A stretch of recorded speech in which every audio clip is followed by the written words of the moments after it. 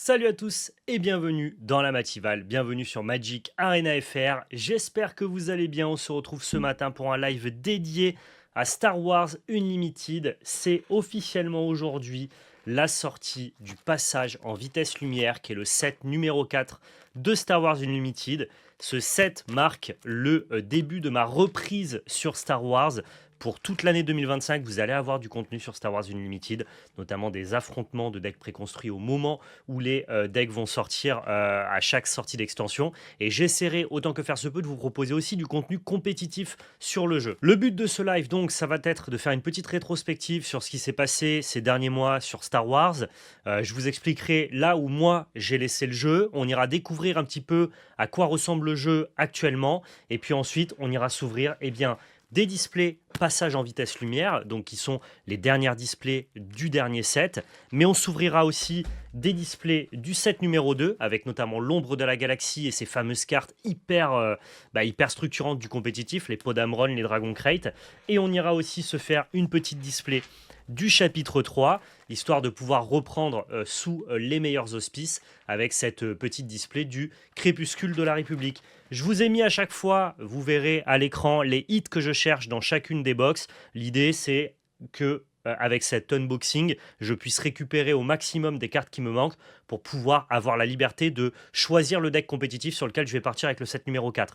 Je vais me rapprocher de mes boutiques locales. Je sais qu'il y a une communauté Star Wars sur Toulon et j'irai probablement faire quelques tournois, taper le carton et donc vous partager mon aventure tout au long de l'année 2025. Je précise que les displays chapitre 4, donc set numéro 4, passage en vitesse lumière, m'ont été offertes par Asmodée, qui est notre sponsor sur l'année 2025. Je n'ai pas payé ces displays set numéro 4. J'ai par contre bien payé les displays set numéro 2 et set numéro 3. Donc voilà, j'espère ouvrir de très très belles cartes. Sur le chat, s'il y a des connaisseurs de Star Wars, vous allez pouvoir m'aiguiller. Mais avant, on va d'abord faire la rétrospective de comment j'ai consommé Star Wars, pourquoi j'ai arrêté un moment, regarder un petit peu l'état de ma collection actuelle et ensuite on ira ouvrir Star Wars 7 numéro 4 pour savoir un petit peu où on en est. Pour ceux qui regarderaient tous ces extraits sur YouTube, je vais évidemment vous monter ça pour en faire une vidéo dédiée, ma vidéo finalement de reprise de Star Wars Unlimited. Donc sur YouTube, vous savez que la vidéo est sponsorisée par labelcarte.fr. Vous pouvez d'ores et déjà d'ailleurs aller sur internet sur labelcarte.fr pour commander vos produits Star Wars. On a notamment du 7.4 avec de la display classique, mais on a aussi de la display Carbonite Edition, qui sont les versions collector avec des cartes prestige, foil, des cartes numérotées. Vraiment très sympa. Je vous montre un petit peu à quoi ça ressemble. Voilà, ça ressemble à ça. Vous êtes sur le site labelcarte.fr. Vous avez un code VALEPL 2025 qui vous permet d'avoir 5% de réduction sur votre commande si c'est la première fois que vous l'utilisez. Et pour ceux qui regardent, vous pouvez tenter de remporter un bon d'achat de 80 euros. Pour ça, c'est très simple. Il vous suffit juste de commenter dans l'espace commentaire, laisser un pouce bleu et abonner à la chaîne. Mensuellement, il y a un bon d'achat qui est à gagner. On prend un commentaire on tire un commentaire au sort sur l'ensemble des vidéos qui sont postées sur chacune de nos 3 chaînes et les gagnants sont annoncés dans notre podcast Multi-TCG. Bon achat à vous pour ceux qui iront récupérer un petit peu de passage en vitesse lumière et bon visionnage à ceux qui regarderont ça sur YouTube. Est-ce que des carbonites passeront sur Vogt ou pas? Peut-être qu'on fera quelques carbonites sur Vogt, Master Affinity. Pour l'instant, c'est pas prévu. On va voir combien on a qui partent. C'est vrai que les carbonites, on les a mis en vente au dernier moment. On a attendu d'être sûr d'avoir des quantités et des allocations. C'est un produit qui est très rare. Pour te donner un ordre d'idée, Asmodée nous a envoyé des displays classiques, on va les appeler comme ça, mais ne nous a pas envoyé de carbonite. Et quand ils n'envoient pas un produit aux créateurs de contenu, aux influenceurs, c'est vraiment que les quantités sont hyper faibles. Donc nous, on n'a pas pu mettre en précommande nos displays carbonites. On avait mis en précommande nos displays classiques. Là, les carbonites viennent à peine d'être listés. Et donc, le temps qu'on programme un live Vogt, probablement dans la semaine qui arrive, s'il n'y en a plus sur notre site internet, ça sera quand même priorité au site internet. Et donc s'il n'y en a plus, on ne pourra pas faire de live dessus. Donc on verra bien. J'ai bien envie de te dire oui, mais en même temps, je ne sais pas à quel point ça se vendra sur labelcarte.fr. Alors pour le coup, moi, Star Wars Unlimited, j'ai pas forcément pris le jeu au moment de sa sortie, c'est un peu particulier. Moi, je suis arrivé un chouïa en décalé. En gros, quand il a été annoncé, et j'étais pas forcément le seul dans ce cas-là, on était tous plus ou moins mitigés. Déjà, ça venait d'un studio qui par le passé, a pu avoir des problématiques avec d'autres TCG. Je pense à FFG. Et donc, forcément, il n'y avait pas énormément d'attentes positives liées à Star Wars Unlimited. Donc, toutes les métriques, les demandes des boutiques, notamment en France, et même de la part des créateurs de contenu TCG, on n'était pas tous hyper hypés par Star Wars Unlimited. Et je vous le dis honnêtement, moi le premier. Et puis, il se trouve que le set est sorti, donc le chapitre 1. Et très rapidement, ma curiosité, le fait de vouloir un petit peu savoir tout ce qui se passe dans la sphère TCG, m'a poussé quand même à regarder un petit peu à quoi ressemblaient les cartes, à quoi ressemblait le gameplay.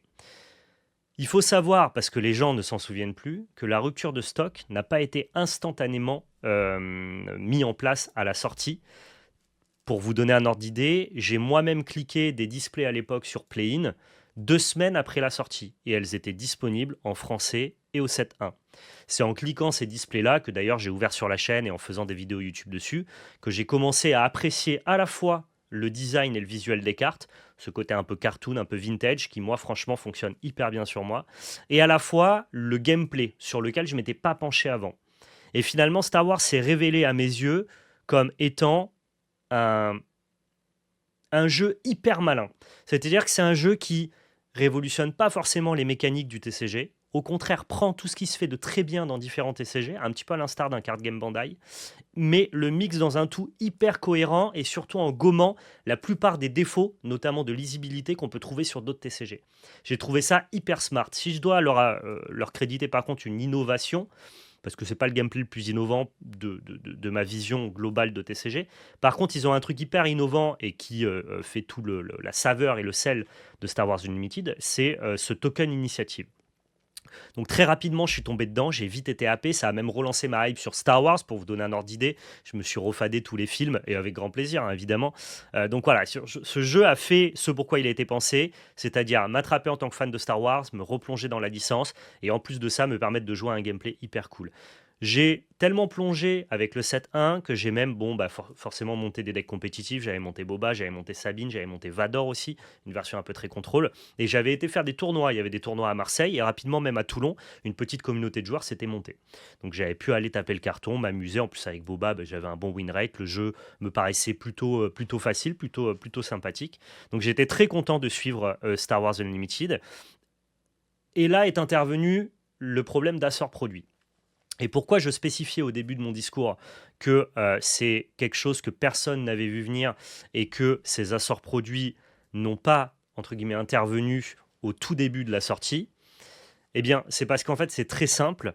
Les gens n'attendaient pas Star Wars Unlimited. Et donc, du fait que les gens ne l'attendaient pas, c'est un jeu qui finalement a réussi à convaincre, non pas par la hype qu'il a générée au lancement tu vois, à l'instar par exemple d'un One Piece en français ou d'un Lorcana en français, qui sont des jeux qui sont attendus avant même qu'ils sortent et où du coup forcément la rupture produit a été instantanée.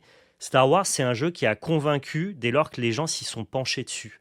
C'est-à-dire que c'est pas la licence et l'annonce de ce TCG par FFG qui a créé la rupture de stock. Ce qui a créé la rupture de stock, c'est que rapidement, au bout de 2-3 semaines où les gens ont pu acheter des displays, tester le jeu, eh bien, ils se sont rendus compte que le jeu était hyper cool et que les cartes étaient hyper sympas.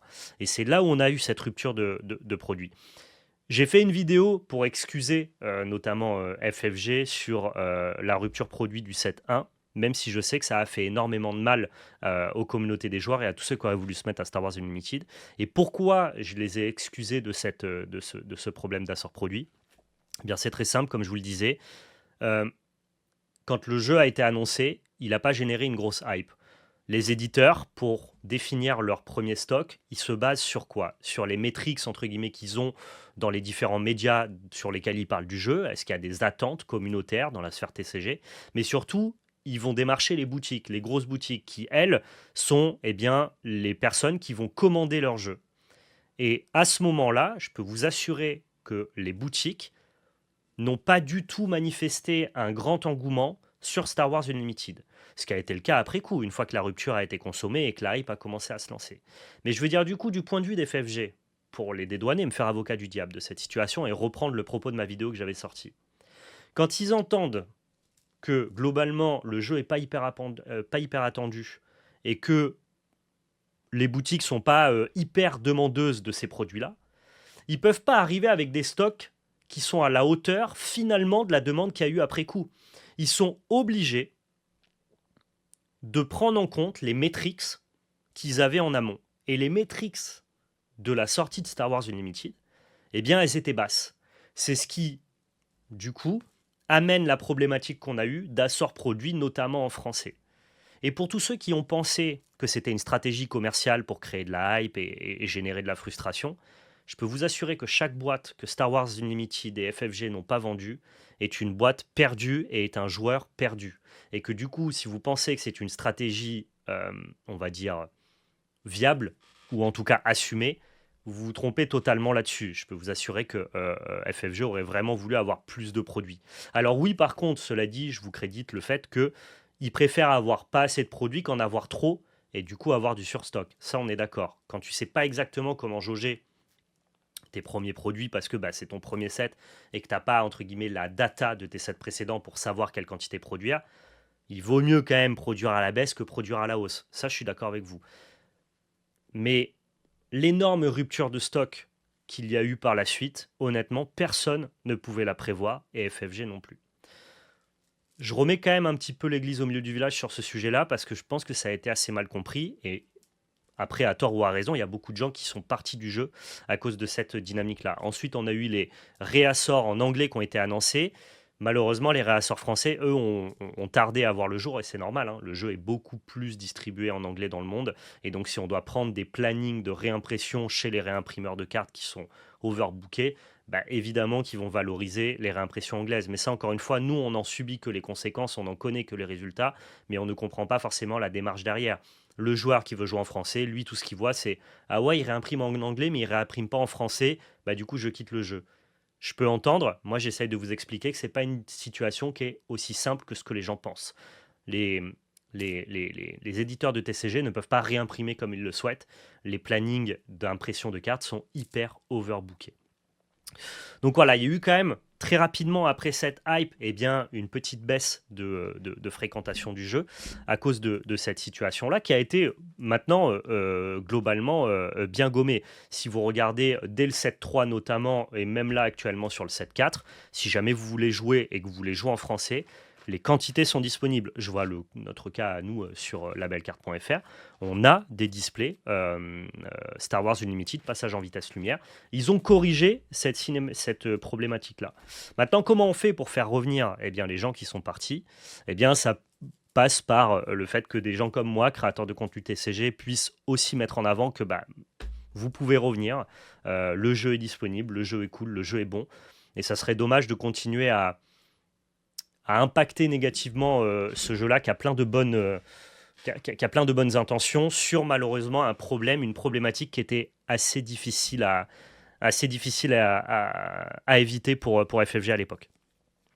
Est-ce que la sortie des boosters collector, ça peut relancer l'hype, me demande Moonlaps sur le chat. Je pense que ça participe aussi et je pense que c'est un bon move de la part de FFG. Star Wars, c'est quand même très collectible. Même moi, j'ai collectionné des Hyperspace Foil et des Showcase, notamment la Boba Fett dès le 7.1, parce que je trouvais les cartes hyper cool. Et donc forcément, mettre à l'honneur le côté collection avec des boosters dédiés à ça, je pense que ça peut relancer la hype tout à fait. Ouais. Je pense que ça fait partie aussi de ça. Donc ensuite, moi, si on revient sur mon parcours personnel, j'ai subi vraiment toutes les phases de Star Wars, c'est-à-dire le désintérêt au moment où ça a été annoncé, la hype maximale au moment où j'ai goûté au produit parce que le produit était hyper cool, la déception forcément sur la problématique d'apport produit, même si vu que je fais un peu partie de ce milieu-là, j'avais tous les tenants et les aboutissants, n'empêche que dans les faits, il y avait quand même moins de produits. Et puis, j'ai vécu aussi le fait, du coup, de devoir consommer plein de TCG en tant que créateur de contenu et que ça a été difficile de tous les suivre. Et donc j'ai dû faire des choix en 2024. En plus de ça, nous n'étions pas sponsorisés. J'ai acheté tous mes produits Star Wars. Asmodée, la première fois qu'il m'envoie du Star Wars, c'est sur le set numéro 4, donc je devais tout faire à mes frais. J'ai malheureusement pas pu continuer pendant le set 2 et le set 3. J'avais quand même un petit peu zioté ce qui se passait pour le set 2, notamment pour préparer le Master TCG, où on avait pu s'affronter sur Star Wars Unlimited à l'époque du set 2. J'avais quand même ouvert une ou deux displays de mémoire à la sortie sur la chaîne pour créer un petit peu de contenu. J'avais aussi ouvert une display du set numéro 3, pareil, pour créer du contenu. Mais globalement, n'étant pas sponsorisé et suivi, ne pouvant pas assumer tous les TCG que je proposais en 2024, eh bien, j'avais mis de côté Star Wars Unlimited. Non sans continuer à regarder d'un œil un petit peu curieux ce qui se passait. Je voyais un petit peu passer, notamment sur le 7-3, les decks Jango Fett qui, bah, moi, me parlent parce que j'étais joueur de Boba Fett, donc je retrouvais pas mal de cartes qui étaient dans les deux listes et compagnie. Mais voilà, j'ai fini par dropper le jeu par manque de moyens et manque de temps. Et je reprends officiellement Star Wars Unlimited cette année en 2025. Bah, parce qu'en fait, je me rends compte que c'est un jeu qui est cool. À chaque fois que j'y joue, bah, j'apprécie le gameplay. À chaque fois que je regarde des vidéos de contenu compétitif, bah, j'apprécie ce que dégage le jeu, le metagame. Je trouve même que la création de contenu en France sur le jeu est hyper cool. Je vais faire un gros big up à Entrejeux Studio et notamment à leur chaîne YouTube, les cartes sur table, qui font vraiment de la veille compétitive régulière sur le jeu et qui m'ont d'ailleurs aidé à me remettre à jour pour pouvoir vous parler de Star Wars maintenant, à partir du 7-4.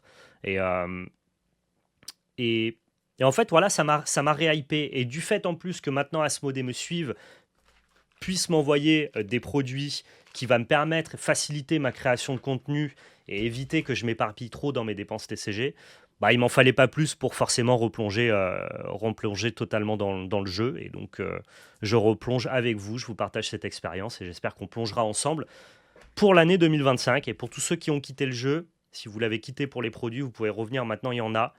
Si vous l'avez quitté pour le gameplay, ça c'est un autre souci, mais ça m'étonnerait parce que vraiment, je trouve que c'est ce que fait de mieux ce jeu-là, c'est son gameplay, son metagame, ses parties compétitives qui sont à la fois hyper fun et hyper fluides. Je crois que j'ai un petit peu fait le tour de cette grosse introduction pour que vous situez exactement, vous puissiez situer exactement où j'en suis de Star Wars Unlimited. Je peux vous montrer toute la collection que j'ai actuellement, parce que j'ai pas revendu mes cartes Star Wars, hein, j'ai conservé tout ce que j'avais. C'est simple, le set 1, j'avais tout, voilà, j'avais quasiment tout récupéré, donc je repars pas de zéro, hein, j'ai pas à réinvestir dans Star Wars Unlimited, j'ai conservé tout mon set 1, qui en plus sont des cartes qui ont pris pas mal de valeur, en tout cas, la valeur n'a pas forcément baissé pour certaines, voire même elle a monté, je pense à toutes les cartes bleues comme les Luke, les Vigilances et compagnie, donc je pars pas de zéro, je vais pouvoir reprendre assez facilement le contenu compétitif là-dessus. Il va falloir par contre que je récupère beaucoup de cartes du set 2 et du set 3, d'où le fait que j'ai récupéré quelques displays à ouvrir avec vous ce matin. Je vous montrerai les cartes que je cherche. Et on peut faire un petit point sur ma collection actuellement. J'ai un peu de set 2, quasiment tout le set 1, et rien du tout du set 3, rien du tout du set 4. Donc je vais partir de là pour essayer justement de me reconstituer un pool de cartes et pouvoir aller jouer en boutique et vous proposer du contenu. Le retour du Val, exactement, exactement. C'est un nouvel arc, vous l'avez vu. Sur 2025, je vous l'ai dit, j'en ai notamment parlé dans une vidéo qui s'appelle l'ère multi-TCG, on en est où? Il se trouve qu'en 2025, avec PL, on a vraiment pris la direction du multi-TCG. On est soutenu par Asmodée et par GameGenic dans ce sens-là, notamment sur des jeux comme Star Wars, Altered, Magic et One Piece Card Game. Et donc forcément, à ce compte-là, on est tellement reconnaissant, tellement heureux d'avoir la chance de faire partie de ce truc-là, des trucs pour lesquels on se bat depuis des années et que maintenant, entre guillemets, eh bien, on nous ouvre ces portes-là. On va faire ça et on va le faire bien, quoi. J'ai retrouvé la force, tout simplement. Alors, on va reprendre mon petit classeur du set 1. Hop là.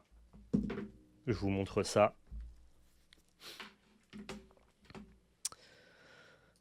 Voilà.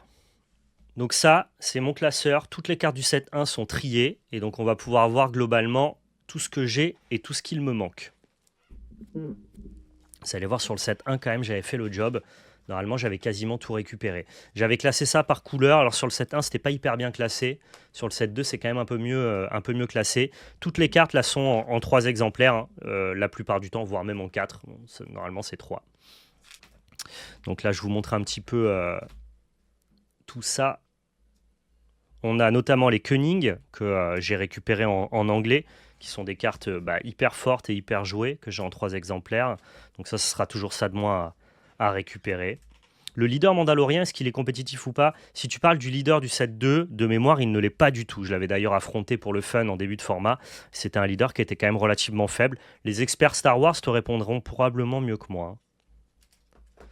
Donc voilà, ici on a les cartes vertes avec Traître, le marcheur en renfort qui sont de super cartes, le réapprovisionnement. Tout ça, c'est des cartes que j'ai jouées dans Boba et qui étaient hyper cool. Qu'est-ce que j'ai à noter? Voilà, les cartes vigilance, ça a pris pas mal de valeur ces cartes-là, alors qu'à la sortie du jeu, ça coûtait pas grand-chose. Donc pareil, ça, je suis très content de pas avoir à financer ces cartes-là, hein. Évidemment, je veux bien suivre et me remettre à Star Wars Unlimited, mais j'aimerais bien ne pas avoir à récupérer trop de cartes d'un coup, parce que financièrement, ça peut être compliqué. On a les cartes de SO ici, que j'avais conservées en les jouant dans Sabine. Là, on arrive donc dans les cartes noires et infamie. On a l'Avengers, le tir de super laser, qui sont des cartes qui sont toujours jouées actuellement. Le 7-1, de ce que j'ai vu un petit peu, après on ira faire un tour sur le metagame du jeu. Les cartes du set 1 sont globalement les cartes que vous utilisez le plus, hein. S'il y a vraiment un set dans lequel investir, c'est un grand mot, mais vous avez compris, qui, qui réutilise énormément de cartes, c'est globalement le set 1 qui est hyper important. Faucon Millennium, pareil, qui a pris beaucoup de valeur avec l'arrivée des decks Han Solo, qui n'étaient pas encore très connus au set 1, et aussi avec Django Tarkinton. Donc ça, pareil, les Faucons Millennium, je suis content de les avoir. Il y a des gens qui disent ça brille beaucoup dans mon classeur. Ouais, il y a 2-3 cartes qui brillent. Bah, j'avais eu la chance d'ouvrir pas mal de displays. Comme je vous le dis, moi, au moment où je me suis intéressé à Star Wars Unlimited au set numéro 1, c'était pas en rupture de stock, il y avait des displays partout. Donc moi, j'avais commandé 6 displays de Star Wars 7 numéro 1, ce qui m'avait permis de constituer un pool de collection assez large, quoi. Là, j'ai le petit Vador hyper foil qui fait effectivement plaisir, et puis bah, les deux copains derrière pour le jeu.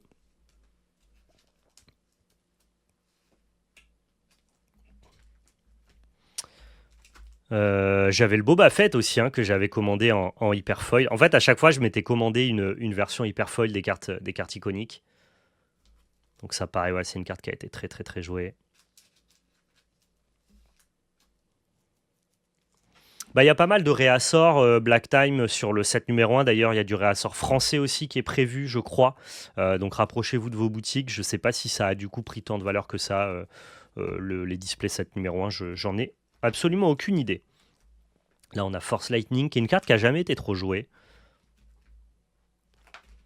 Là, ici, on a notre ami Luke Skywalker. Bon, j'en ai que 2. Si la carte est jouée en 3 exemplaires, j'ai le troisième qui est dans ma collection là-bas, mais qui est gradé PSA. Donc, j'aimerais bien, c'est la version Hyper Space Foil.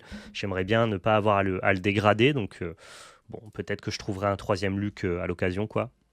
Vraiment, le set 4 est fou. En plus de ça, ce sera le premier set de la nouvelle rotation. Donc, il faut s'y intéresser. Eh bien, écoute, on va s'y intéresser de ce pas, puisque juste après, on va pouvoir ouvrir. Donc là, ici, c'est toutes les cartes que j'avais en hyper foil. Voilà. Que j'ai mis à la fin. Ça, c'est les cartes que j'avais eues en participant notamment à des tournois. Et ça, après, ce sont des versions promotionnelles. Voilà. Ici, on a les versions promo des différents leaders. Je te remercie, OnTap, ça fait plaisir.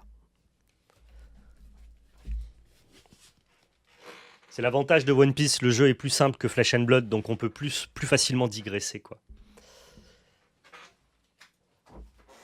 Est-ce que j'ai toujours ma showcase Boba? Oui. J'avais 2 showcase Boba. En fait, quand le jeu est sorti, encore une fois, tout était assez disponible et les prix étaient assez raisonnables. J'avais acheté 2 showcases, une française et une anglaise. J'ai conservé la showcase française et j'ai revendu la showcase anglaise. Mais je peux vous montrer mes cartes collection si vous voulez.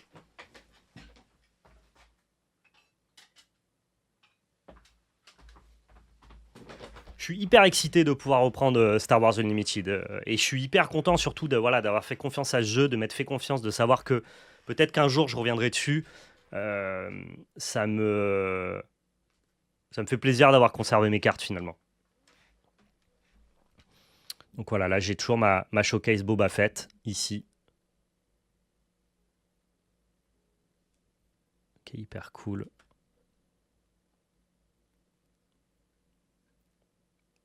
Oui, j'ai l'autre, elle est sur mon bureau. Ah ben voilà, écoute, Moonlabs qui est l'acheteur de la showcase anglaise. Et ici on a un petit Vador, un second Vador que cette fois-ci j'ai fait grader en hyperspace. Ah, c'est pour dire comme j'ai kiffé l'aspect collection des cartes, j'ai le trouvé hyper esthétique. Du coup, on est reparti. Hop là. Donc là, c'est le set numéro 2. J'avais dû ouvrir, je crois, 2 displays à l'époque. Et donc voilà, j'avais rangé tout ce que j'avais ouvert dans le classeur.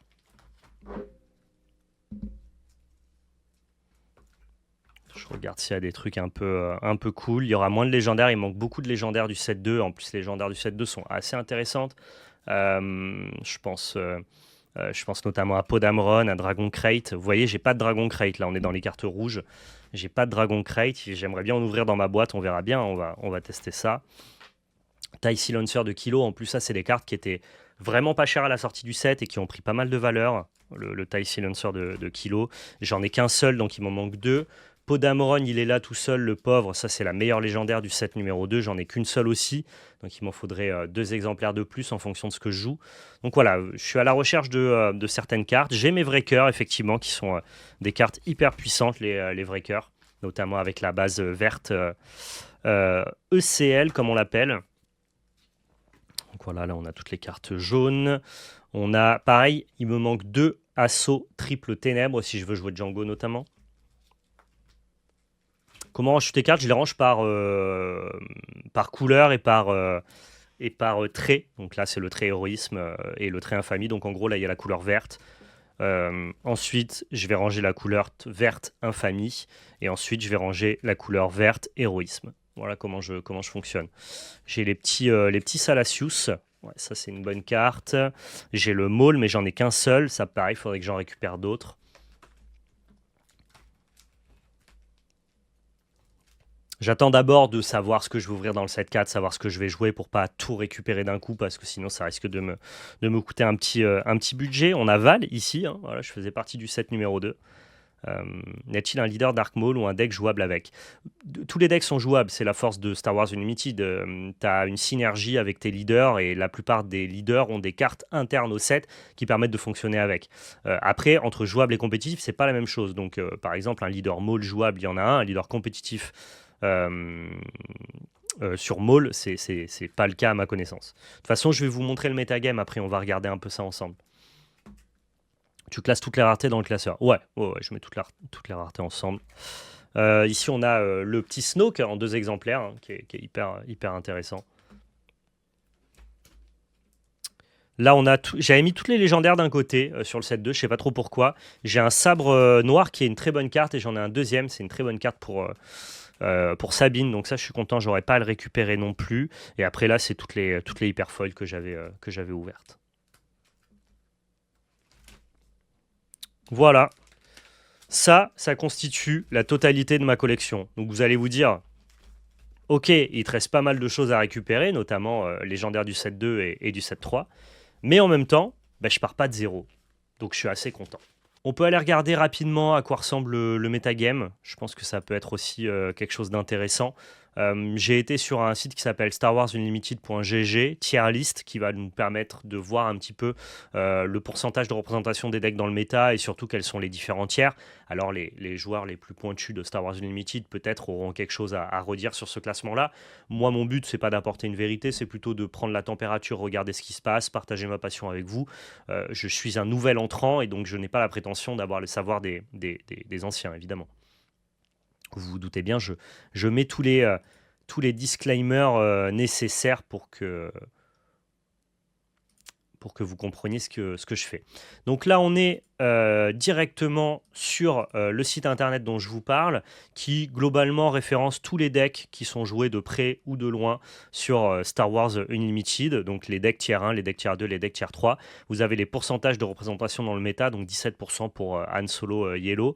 Vous avez donc le nom du leader et la couleur de la base, et ça vous donne globalement bien un petit peu le gameplay qui va être mis en avant. Si on regarde Han Yellow, qui est le deck le plus joué, eh bien, on peut voir un petit peu à quoi il ressemble. On voit qu'il y a des Kuning qui, du coup, sont des cartes que je possède déjà, donc je pourrais probablement partir sur Han Solo. On m'a dit que c'était un deck qui était hyper bon, hyper fun, mais pas forcément facile à piloter. Après, ça me fait pas peur, hein, dès lors que je vais suivre le jeu. C'est vrai que si je suivais le jeu vraiment de très loin, peut-être qu'il faudrait pas que j'aille sur ce genre de jeu, si je suis le jeu régulièrement. J'ai aucun problème avec le fait de jouer à un truc qui me demande peut-être un petit peu plus de ressources, quoi. On a les 3 faucons Millennium que j'ai déjà. Je regarde surtout au niveau des légendaires. Pour le reste, ça me semble être un mix de communes, rares et unco. Ah non, on a les DJ. Mais est-ce que j'ai des DJ? Je me souviens plus. Je crois que j'en ai des DJ. Effectivement, DJ qui fonctionne très très bien dans le deck. On va regarder. Je vais me remettre en zénithal et on va checker ensemble si j'ai des DJ. Donc il faut aller dans les cartes jaunes. Dans les cartes jaunes. Je l'ai peut-être mis. C'est une légendaire, je l'ai peut-être mis dans les légendaires du coup plutôt. Et non, j'ai pas de DJ, donc ça il faudra que je les récupère. Il faudra que je récupère les DJ. Combo DJ tech, ouais effectivement, ça fait partie des trucs un peu cool. Ok, donc pour ce deck-là, globalement, j'ai pas énormément de choses à récupérer si ce n'est DJ. Donc c'est une alternative qui, si elle reste solide en set numéro 4, parce que je vais forcément partir sur un deck qui est intéressant au set numéro 4 pour aller jouer notamment en boutique. Et je ne sais pas encore sur lequel je me baserai. J'ai vu passer des listes genre Django Fett verte avec la base verte qui me plaisait beaucoup aussi. On verra bien. Objectif DJ dans la boîte. Ouais, c'est vrai, je ne l'ai pas mis dans les hits. Vous allez voir, je vous ai mis les hits à l'écran, mais ça pourrait. Si on revient ensuite, on a Sabine. Sabine, pareil, doit pas me manquer grand-chose. Sabine, c'est un deck très agressif, c'est le meilleur deck agressif du format. On a un leader qui se déploie très très tôt. Ça, j'ai eu l'occasion aussi de le jouer, de l'affronter, donc je vois très bien comment ça fonctionne. J'ai les 2 sabres, j'ai les vrais cœurs, j'ai les 4 de SO, qui sont les cartes qui vont, entre guillemets, nous coûter quelques euros. Il va me manquer 2 pots d'Amron, mais je crois que j'ai absolument tout le reste. Donc pareil, Sabine, si ça reste un héros très prolifique en 7-4, c'est une opportunité assez simple à réaliser pour moi de partir sur ce deck-là. Hein. Donc Sabine, pourquoi pas. Si on regarde ensuite, on a Django Tarkington. Ça, c'est un deck qui me plaît beaucoup, mais il va me manquer plus de cartes, je crois, parce que c'est un deck du set numéro 3, et moi, j'ai pas ouvert Enfin, j'ai ouvert une boîte de set numéro 3. J'ai même pas gardé ces cartes-là pour vous dire, donc là, je vais partir peut-être de plus loin. On a un leader un peu agressif, un peu tempo, de ce que j'ai compris, qui cherche à engager les unités adverses pour rentrer des dégâts. Il va me manquer 2 TIE Silencer pour les légendaires ici. Je vais avoir les Boba, je vais avoir les Fire Spray. Je vais avoir les... Ah, il joue pas de Faucon Millennium. J'allais dire, je vais avoir les Faucons Millennium, mais visiblement, on s'en fiche. Ok. Il n'y a pas d'autres listes de Django Tarkington. Elle ressemble pas exactement aux listes que j'ai vues passer. Ah non, il y a le triple Dark Red, ok. Il n'y a aucun intérêt à jouer comment ça s'appelle? Des Faucons Millennium dans cette liste? Du fait que tu n'aies pas la ressource supplémentaire que tu peux péter pour payer ton Faucon, qui est donc une synergie très puissante dans Anne, du coup on joue pas la carte? Ah mais oui, mais je suis bête, Faucon Millennium c'est blanc, vous avez raison. Ah oui, mais c'est pour ça que tu peux pas. C'est juste parce que Faucon est blanc, c'est héroïsme. Oui, ok, il a le trait héroïsme, tout à fait. Merci pour l'info. Ensuite, on a Quillan Tarkington. Donc là, c'est le penchant gentil en fait de Django globalement, mais avec la même base rouge. Et donc c'est là où on a le Faucon Millennium, effectivement. Le cas de SO, la Sabine Wren. Ça a l'air d'être assez offensif. On a aussi, pour une cause en laquelle je crois, on a le Force Throw qui doit fonctionner du coup avec les unités Force. Ok, ça a une bonne tête, ça aussi. Hein. Ça a une bonne tête. Est-ce que c'est meilleur que Django, ça? Je connais pas du tout le personnage de Quinlan Vos. Je sais que c'est le Jedi préféré de mon meilleur ami, et qui m'en parle tout le temps, et que je vois enfin à quoi il ressemble grâce à cette carte. Ok, je sais pas si j'ai tous les Red Tree, faudra que je regarde. Ça, c'est une rare qui peut coûter quelques euros aussi. Mais ok, c'est une possibilité. Et après, si on part dans le tiers 2, je vous ai seulement ouvert Anakin Blue parce que je pense que c'est le deck qui m'intéresse le plus dans le tiers 2. Donc voilà, ça ressemble à ça. Et là, est-ce que j'ai tout ce qu'il me faut? Il va me manquer un Luke, il va me manquer un Crate. Il va me manquer un pot d'Amron. C'est des decks pardon, qui sont un peu coûteux. Mais c'est assez cool. Héros infiltré chez les sites. Ok, stylé pour Kunlan. Très sympa. Pour le reste, je crois que je vais avoir tout en grande partie. Puis au pire, si c'est de la commune et de l'Unco, c'est pas dur à récupérer. J'ai le Obi-Wan, bien évidemment. Ça joue aussi les Force Raw avec justement Yoda. Moi, j'adore cette unité-là. Je la jouais quand j'ai participé au Master TCG. J'avais joué Han Solo bleu. Tous les leaders qui sortent à 5 sont plutôt méta dans l'ensemble. Ok. Je peux vous montrer un dernier leader qui, de ce que j'entends un petit peu sur les internets dans la sphère compétitive de Star Wars, est un bon leader contrôle qui a été joué assez longtemps, notamment au tier 2 et qui est toujours très viable au tier 3, au 7-3, pardonnez-moi. C'est Kira. Donc Kira Green, qui va vous permettre notamment de jouer ben voilà, les Vador, toutes les grosses unités infamies, les Snoke, les renforcements, les marcheurs en renfort, pardon, les Mauls. Donc ouais, ça c'est un deck que je pourrais jouer. Je crois que j'ai quasiment tout. Je regarde. Il va me manquer. Non, j'ai un Maul, 2 Snoke, 3 Vador. J'ai les 3 Vigilances. Je crois que j'ai le deck complet. Ok, ce deck-là, je peux le jouer, je pense. Il faudra juste que je récupère les cartes du 7-3 qui sont des communes que j'ai pas. Mais c'est hyper facile à récupérer. Je pense que même dans des playgroups, les gens, ils ont des communes à ne plus quoi savoir en faire. Je crois que j'ai tout ce deck-là. Ok, donc ça pourrait être une alternative intéressante. Très sweet. Bah écoutez, il faudra voir maintenant quel sera l'impact en fait du set numéro 4 sur tous les decks que je vous ai montrés. Moi, il y a des decks qui me saucent bien. Je pense même pouvoir monter 2-3 decks peut-être même en fonction de la répartition des couleurs. L'avantage, c'est comme il y a des decks héroïques et des decks infamie, tu peux pas mixer les cartes héroïques et infamie, donc ça te permet vraiment plusieurs decks assez facilement avec des cartes qui se où t'as pas besoin de passer où une carte n'est pas entre deux decks en fait, elle est vraiment exclusive à tel deck et les autres sont exclusives à tel deck. En gros, tu peux jouer on va dire deux couleurs de decks différents dans des versions héroïques et deux couleurs de decks différents dans des versions infamie et t'en sortir sans avoir besoin de splitter les cartes. Ça peut être sympa. Et en fonction des préférences que j'ai actuellement et des decks qui vont devenir méta dans le set numéro 4, bon, bah, je pense que j'essaierai de me positionner rapidement. Et puis, bah, je vous ferai une vidéo. Je ferai une vidéo de gameplay. Je sais que je vais avoir l'occasion de faire pas mal de remote duel, de gameplay avec la team de cartes sur table. Donc voilà, ça arrive très prochainement du contenu plus compétitif. Là, j'ai quand même besoin de faire mes recherches, de me poser, de sélectionner, de choisir ce sur quoi je vais partir.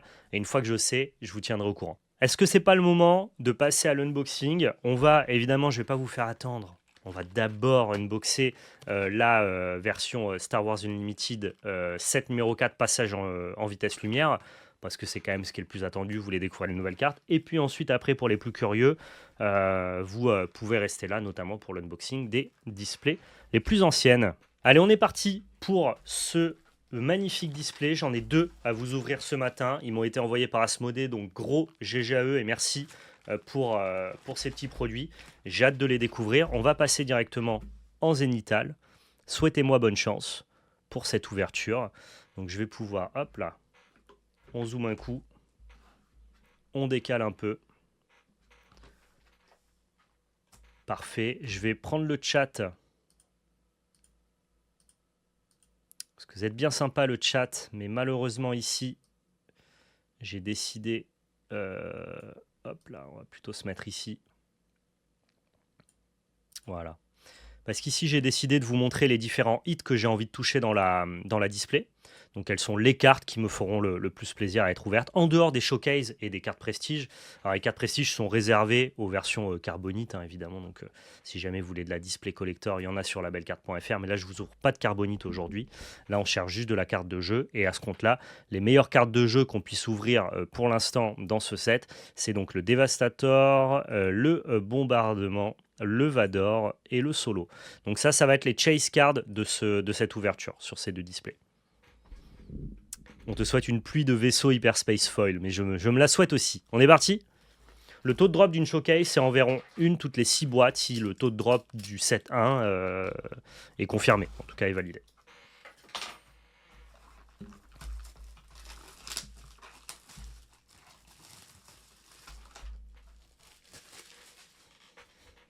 Il va avoir une showcase. C'est vrai que j'avais eu une showcase dans le set numéro 2, t'as raison, Moonlabs, effectivement. Passage en vitesse lumière, booster de 16 cartes. Putain, je suis hyper excité, c'est parti. Encore une fois, les boosters sont hyper cool.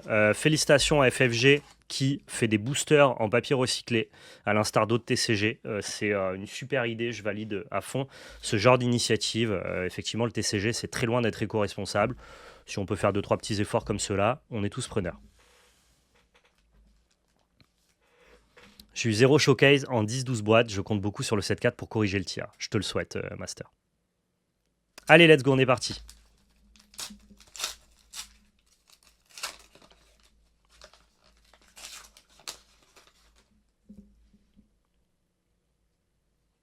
Ok, on commence directement par, comme d'habitude, la base et le leader. Et ensuite, on arrive sur les cartes qui nous intéressent. Donc ici, on a un tonneau, le volontaire optimiste, Landspeeder X34, astropilote Sulus T1, okay.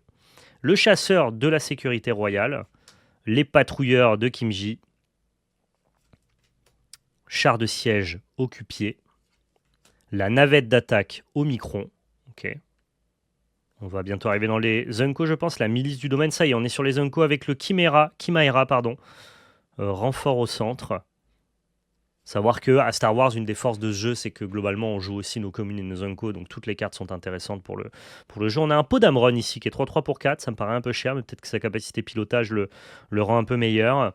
On a ici le Captain Tarkin, et ici notre première rare, le dévoué General Pride, avec ici une version foil, le Hound's Tooth, avec notamment le petit logo ici des starter decks, qui veut dire que c'est une carte des starter decks, vous l'avez compris, qui maintenant sont disponibles dans les boosters.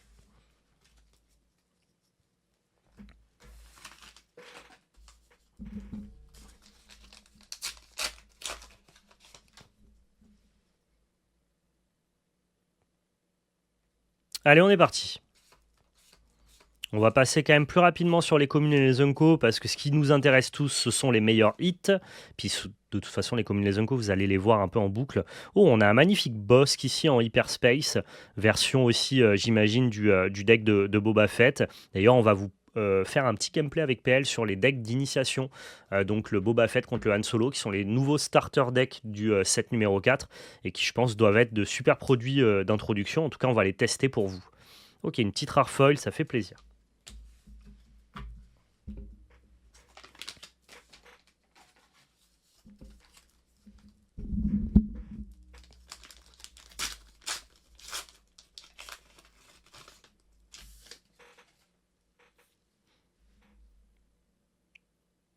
Ok. Donc, Veg Antilles. Je ne sais pas comment ça se prononce, pardon.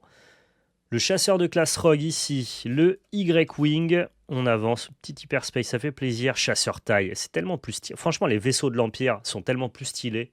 Tout le monde va pas être d'accord avec moi que les vaisseaux de la Rébellion, c'est incroyable. Et tous les vaisseaux de l'Empire, que ce soit les navettes de transport dans laquelle circule...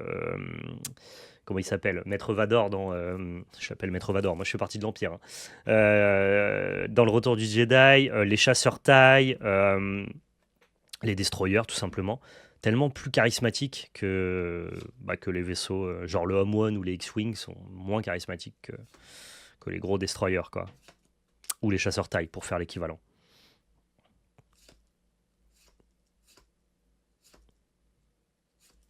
Ok, on a un Black One ici.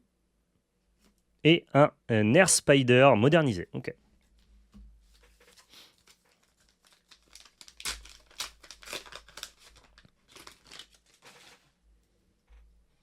Ah, bah ici on a Monsieur Dark Vador en leader. J'aimerais bien qu'il soit jouable, j'adore le personnage, donc forcément si je pouvais jouer avec ce serait cool.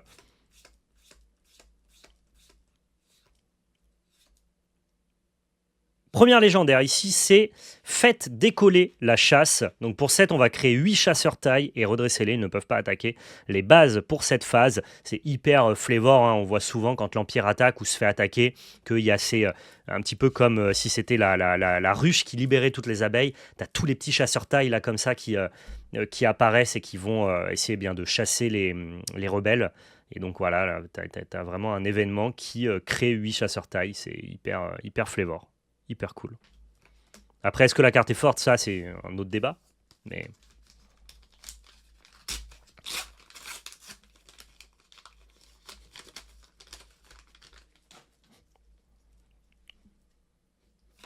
Allez, on continue. On sait que le taux de drop de légendaires a été augmenté. En gros, il y a plus de légendaires différentes dans le set. Ils sont passés de 18 à 20, si je dis pas une bêtise. Vous me corrigerez dans les commentaires. Par contre, le taux de drop est passé de, je sais pas, 4 par display à 6, un truc comme ça. Non, en gros, c'est ça. Non, tu avais une légendaire toutes les 8 boosters. Et maintenant, il y a une légendaire toutes les 5 boosters. Tous les 5 boosters, si je dis pas de bêtises. Bah, avec grand plaisir, Azure. Merci beaucoup. Ok, on a la navette de défense corporatiste et le concentré les tirs. Super.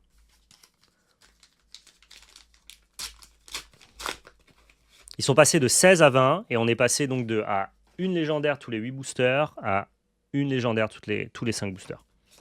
Donc on devrait ouvrir plus de légendaires, mais on aura plus difficilement celle qu'on veut. Mais comme ils ont augmenté le taux, en vrai, ça devrait être à peu près kiff-kiff. Ok, on a la main invisible ici et un petit char à sustentation cachée. Pardon, c'est pas une légendaire. Et du coup, les rares sont plus rares. Ouais, c'est vrai. Je sais pas si le taux de drop a été ajusté au reprint. Je pense pas, parce qu'il serait peut-être pas passé de 1 sur 8 à 1 sur 5, alors qu'ils n'ont pas augmenté le nombre de légendaires. Je crois pas, Keyuko. Ça m'étonnerait.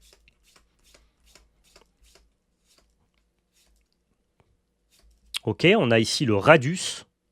Vous voyez, hein, ça c'est un vaisseau des gentils. Bon, bah il est pas beau, quoi. Il est juste pas beau. Non, mais il faut dire les choses, à un moment.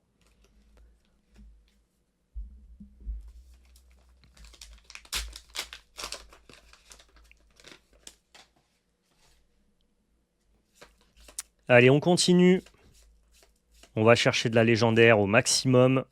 Vous voyez les légendaires hein, en haut, au-dessus de moi, quels sont les hits qu'on veut avoir. On a un Boba Fett ici en rare, il est très beau.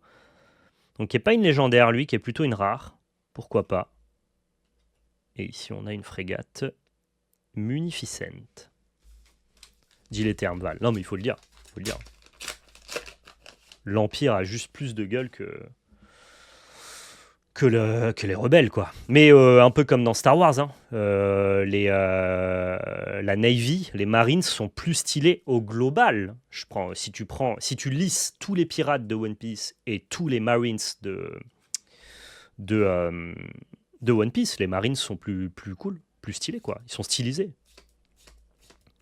Regarde la gueule des pirates que tu te tapes dans One Piece. Après, par contre, voilà, quand tu parles de Luffy, de Shanks, ça, c'est le haut du panier. Le haut du panier est très haut dans les pirates. Mais c'est lissé avec des designs de merde, quoi. Oh, autre petite légendaire. L'effondrement de nébuleuse. Éliminer chaque unité qui n'est pas améliorée. J'imagine que ça va bien fonctionner dans le set numéro 4 parce que le fait de pouvoir piloter des vaisseaux, eh bien, ça les améliore techniquement. Donc je pense que ça va permettre ici de faire des vrasses un petit peu asymétriques. Et on a ici un Chewbacca.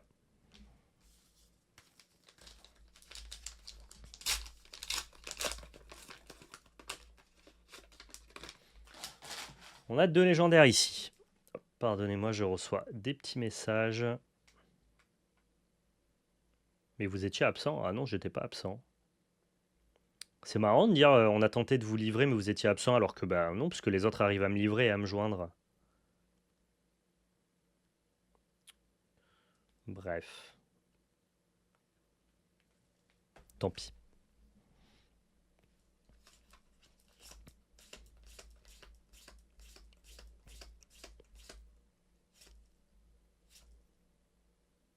Ok, ici on a une rare avec Sidon Itano.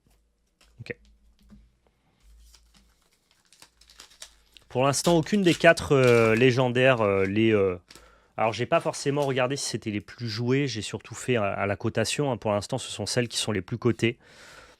Ça me semblait fonctionnel de faire comme ça pour savoir quels sont les hits. Hein. Celles qui sont le plus chères, généralement, sont aussi les meilleures. On a notre première hyperfoil, mais c'est sur une version commune, l'officier tactique Masashi. Ok. Très sympa.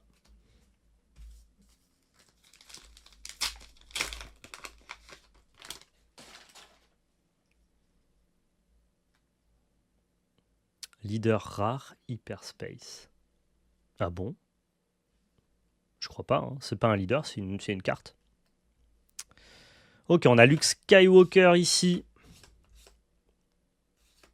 C'est la deuxième Hyperfoil? Ah, j'ai pas fait attention, peut-être. Peut-être. Ok, encore une rare ici avec IG88 et une version foil.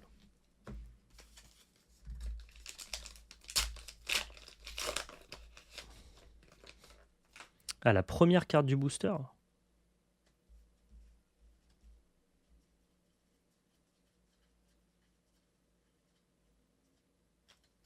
Il n'y a pas de leader Hyperspace foil, non.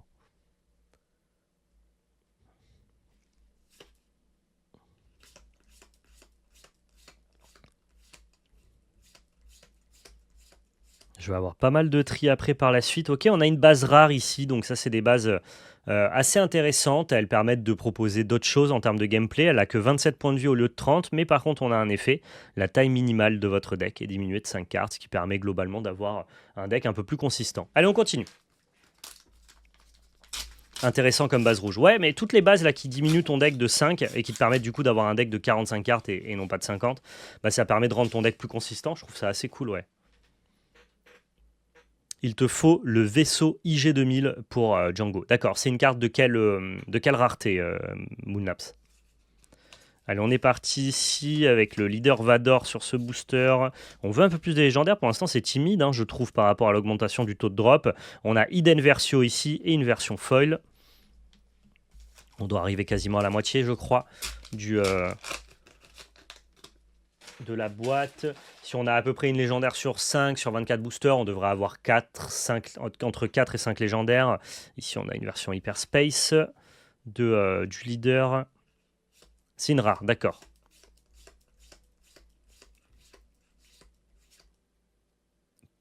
Page, Tico. Oh! Encore une légendaire ici, le Starhawk. Pour 9, on a une 6-9 embuscade, vert, donc commandement et héroïsme. Embuscade, ça lui permet d'attaquer dès le tour où elle arrive si elle attaque une unité. Et lorsque vous payez des coups, ne dépensez que la moitié des ressources requises arrondies au supérieur. Ok, ça fait pas partie des hits légendaires que je voulais voir. Mais ça reste une légendaire de plus à rajouter dans la besace.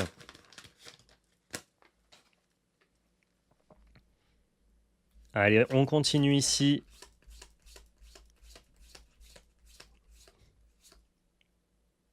Ok, on en a encore une de légendaire ici, c'est le Radiant 7, qui est 5-6 pour 7. Pour chaque unité ennemie non leader, chaque unité ennemie non leader a -1, -0 pour chaque dégât sur elle. Et je peux infliger 5 dégâts indirects à un joueur. Donc des dégâts indirects à un joueur. Comment ça fonctionne les... Oh, on a Luke Skywalker ici en version rare foil, qui est très stylé. Qu'est-ce que sont que les dégâts indirects? C'est-à-dire qu'en gros, je lui mets 5 dégâts, mais on estime que ce ne sont pas des dégâts directs. Quelle application ça a dans le jeu, ça? Il faut que je comprenne. En tout cas, on a une légendaire de plus. Effectivement, on voit que tout le set est tourné autour des vaisseaux. Le joueur choisit où il répartit les dégâts indirects qu'il subit. Ah, d'accord. Donc tu mets 5 dégâts et c'est le joueur qui dit bah, ça va sur ma base, ça va sur mes unités. Sachant que s'il cible des unités, bah, dans ce cas-là, elles vont avoir des minus. Ok. Donc c'est des dégâts qui sont quand même moins bien que des dégâts directs, mais ça reste des dégâts quand même. Ok. On a au chat et à la souris ici. Et on a une hyper... voilà, on a la doublette. Au chat et à la souris en hyperspace foil rare. C'est notre première rare hyperspace. Plutôt très joli. Oui, c'est un peu décevant, j'avoue, celle-là, elle n'est pas hyper esthétique, ouais. Ah, c'est difficile comme question, The Pétolé. Je suis plus investi sur l'autre jeu, c'est une vidéo dédiée à Star Wars, donc je ne vais pas mentionner d'autres TCG. Mais je suis beaucoup plus fan de l'univers de Star Wars. Donc l'esthétique des cartes, la collection, je choisirais Star Wars sans sourciller, hein, d'assez loin, je collectionne pas l'autre jeu.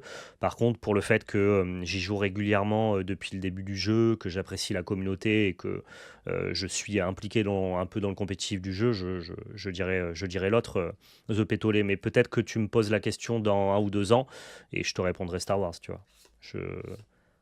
Actuellement, l'un a quand même pris plus de place dans ma consommation TCG que l'autre, donc c'est difficile de ne pas le nommer. Mais si tu me parles juste de licence et de beauté des cartes, je suis très Star Wars, quoi.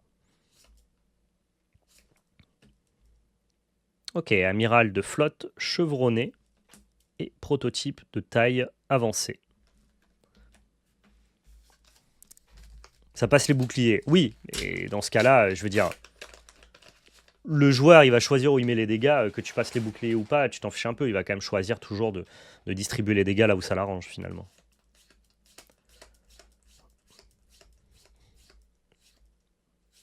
Ok, on a le chef-d'œuvre de Sabine. Et ordinateur de visée. Et un petit soldat site. Pour l'instant, on a eu 4 légendaires, donc théoriquement, on peut espérer trouver la 5e. On peut espérer trouver la 5e dans les boosters. Ici, on a le Major Von Reg.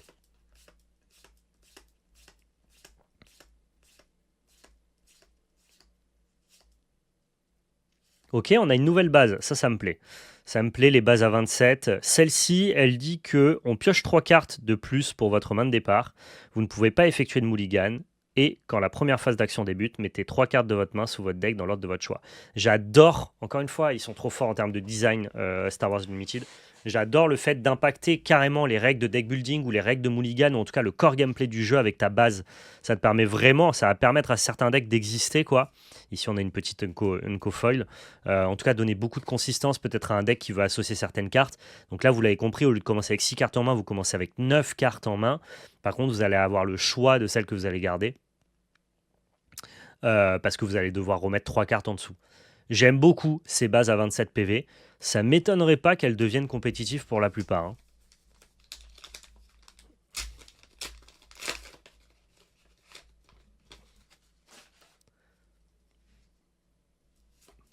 Ça m'étonnerait pas du tout.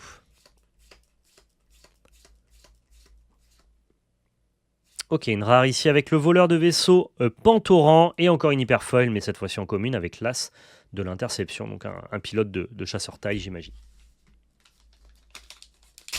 Les chasseurs TIE, comme ils disent dans la version française de Star Wars.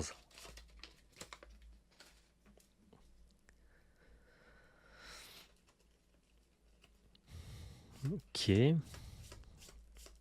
encore une petite légendaire, histoire de se faire plaisir. Oui, on a une légendaire de plus, ça sera le Profundity. Pour 9, il est 8-9, débordement, donc c'est le piétinement à Magic, il inflige les dégâts supplémentaires dès lors qu'il tue une unité. Le petit focus, s'il te plaît. Voilà, on fait le focus. Débordement, une fois joué, une fois éliminé. Choisissez un joueur, il se défausse d'une carte de sa main. Puis s'il a plus de cartes que vous, il défausse une carte de sa main. D'accord, ok. Ça m'a pas l'air, encore une fois, d'être la meilleure carte du set, hein. Ici, on a une petite rare foil, ça fait plaisir. Mais ça reste quand même un compte de légendaire intéressant.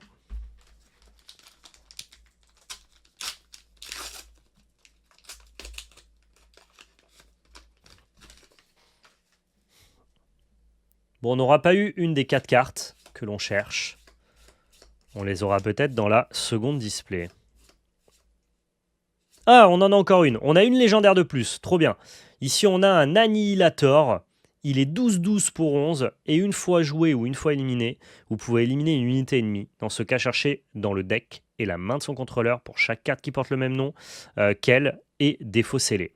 Le contrôleur mélange son deck. Donc si ton adversaire il joue un Dark Vador, tu joues un Annihilator, tu détruis son Dark Vador, et ensuite tu enlèves tous les Dark Vador de son deck et de sa main.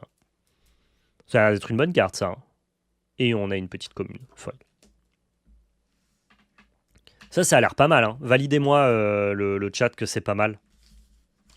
Genre les stats et les faits ont l'air assez puissants, quoi. Tu détruis un truc clean et en plus de ça, voilà, tu empêches l'adversaire de le retrouver. Après, 11 ressources, va falloir gruger pour jouer ça. Non, bah pas forcément. Tu peux le jouer avec du vert et commencer à ramper, tu vois. Oui, bah, je suis obligé de répondre à cette question, The Pétolé. C'est pas est-ce que je peux y répondre, je suis obligé d'y répondre et je l'ai déjà dit. Les deux displays Star Wars Unlimited vitesse lumière que j'ouvre ce matin m'ont été offertes par Asmodée dans le cadre de mon sponsoring sur l'année 2025. Merci à eux. Et les deux autres displays que je vais ouvrir, que sont celles du 7.2 et celle du 7.3, je les ai achetés sur mes deniers personnels. Mais dès lors que j'ouvre du produit qui m'a été offert gratuitement, je suis obligé de le mentionner. Je ne peux pas le cacher légalement.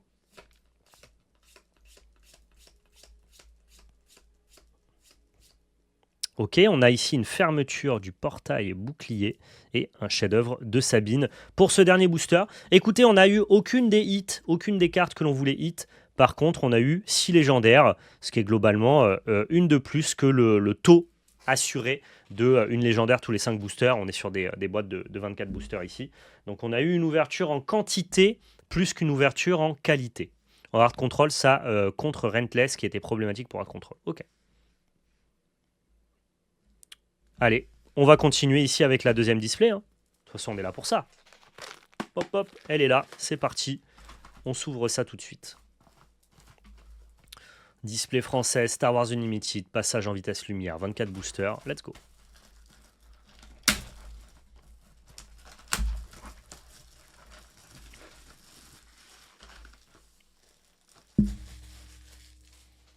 La première, c'était juste pour me remettre un peu dans les... Ouais, me remettre dans la course, comme on dit. Maintenant, on est chaud. Tout à fait, tout à fait. Là, on va chercher de la showcase et de la grosse légendaire. Waouh. J'ai défoncé la boîte. Je voulais pas du tout faire ça, mais avec mes grosses mains maladroites, visiblement, j'ai échoué. Voilà, on a les petits boosters. Ils sont là. On est parti.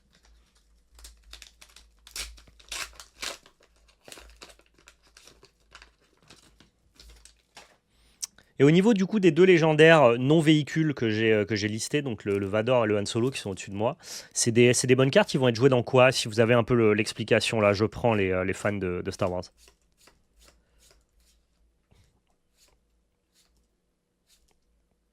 Ok, une petite rare avec le passage en vitesse lumière, donc qui est le nom de l'extension. Hein, et on a une rare ici avec Tu ne peux pas t'échapper.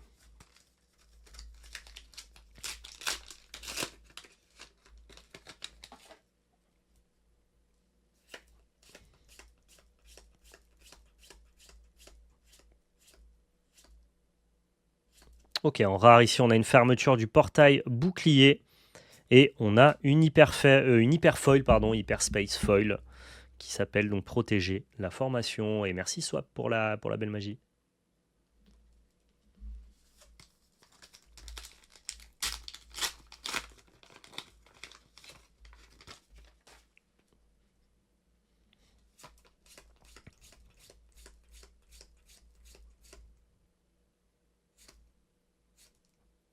Ok, encore une rare ici avec le rempart et ici une Unco foil. On commence à avoir fait le tour un petit peu des Unco et des communes. C'est normal en deux boîtes. Maintenant, on veut s'arrêter sur les meilleures cartes du jeu.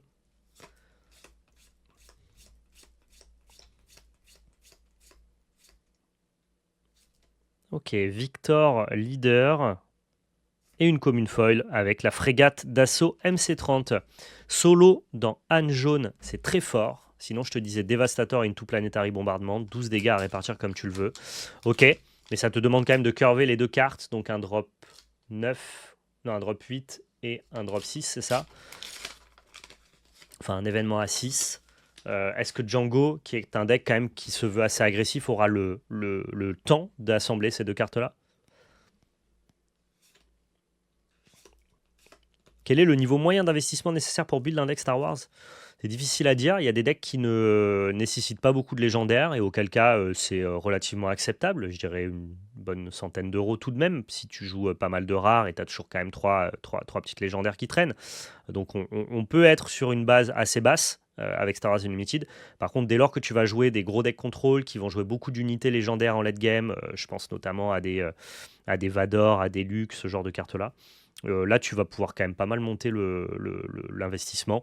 Après, c'est un peu comme tous les TCG, quoi. Tu as des decks plus ou moins budget, très performants, et des decks même parfois juste moins performants, mais avec des personnages et avec un nombre de légendaires très important et qui sont du coup hyper plébiscités et qui vont coûter beaucoup plus cher. Mais on n'est pas sur un investissement particulièrement plus élevé que d'autres TCG.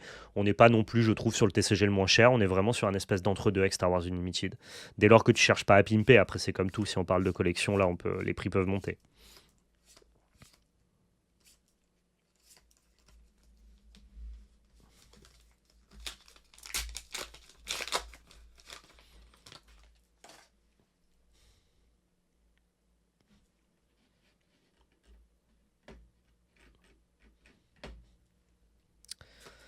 Ok, on continue. Toujours pas de légendaire ici. On a un Cassian Andor et une petite commune en foil. Avec le triple Dark Red, la carte qui va chercher un véhicule. Dans les 7 cartes du deck, le véhicule coûte 5 de moins. Du coup, il coûte que 2 de moins, parce que tu auras quand même payé 3 pour jouer le triple Dark. Donc ça veut dire qu'il coûtera 3 plus 3, 6. Donc pour 6, tu peux jouer Dévastateur. Ok, intéressant. Ça te demande quand même de combiner les deux cartes, mais j'entends. J'entends tout à fait. Le général Draven et protéger la formation. Bah écoutez, pour l'instant, je suis pas hyper en réussite, hein, on va pas se mentir. Je peine à choper les bonnes cartes.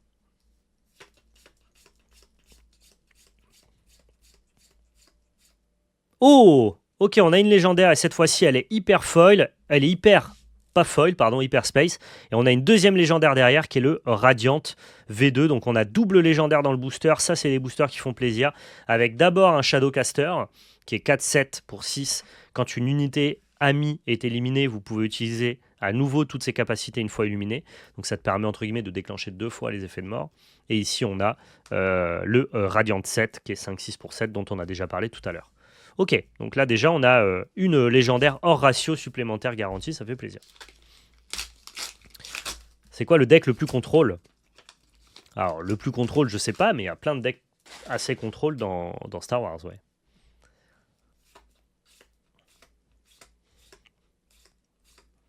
Je sais pas si c'est le cas à SOAP, mais j'imagine que plus le jeu va avancer, plus ce genre de possibilité-là existera. Let's go! On a la légendaire bombardement planétaire, c'est un hit qui tombe enfin. Probablement là ou la deuxième meilleure carte à ouvrir sur ce set, le bombardement planétaire. Pour 6 dégâts, on peut infliger 8 dégâts indirects à un joueur. Si on contrôle une unité vaisseau capital, dans ce cas-là, on inflige 12 dégâts indirects à la place. Très très bonne carte à tirer, ça. Ça fait plaisir.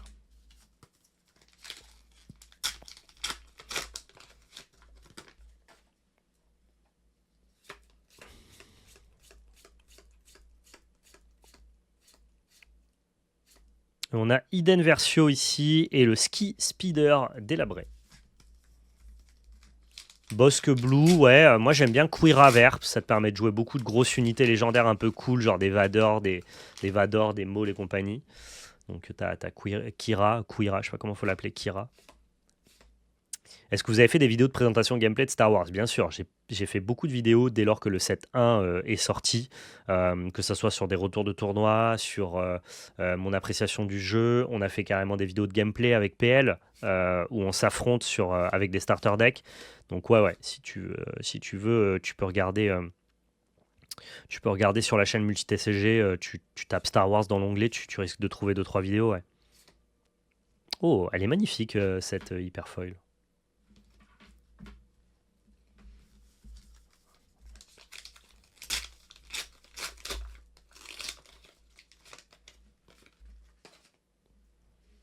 J'aime beaucoup l'emballage papier des boosters. C'est hyper simple à ouvrir et le TCG n'étant pas du tout écologique, tous les petits efforts qui peuvent être faits pour éviter de remettre un maximum de plastique dans la nature, on est preneur, quoi.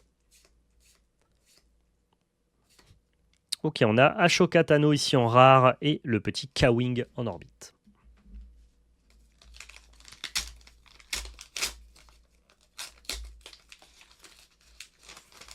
De quoi parles-tu, Keyuko? Je spam un peu. Ouais, j'ai pas. Enfin, je vois que tu parles d'un autre TCG, mais j'ai pas la rêve de pourquoi tu en parles. Ok, on a ici une course dans la tranchée et un Trace Martez. Très bien. Très bien, très bien. Pour l'instant, 3 légendaires. Je pense qu'on en a encore pas mal à ouvrir. T'écoutes de stream et tu... Ah, d'accord, oui, ok, t'as juste commenté sur le mauvais chat. Aucun problème, Keyuko. Je disais, il y a une carte Star Wars qui a dû lui faire penser à un effet d'un autre jeu et du coup, j'avais juste pas la ref. Mais non, en fait, juste, c'était pas sur le bon live, quoi. Ok, on a réquisitionné ici et encore une fois, une petite commune foil. J'aimerais bien ouvrir une légendaire foil ou hyper foil, ce serait cool.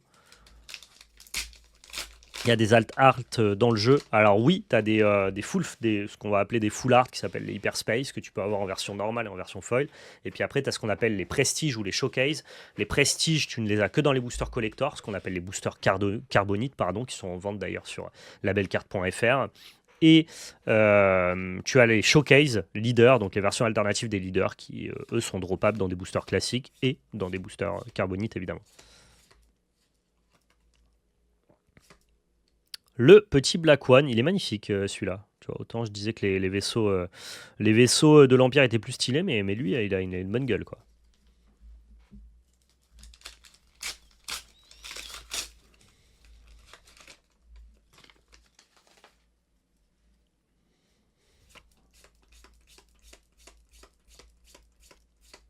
Et on continue ici avec le voleur de vaisseau Pantoran.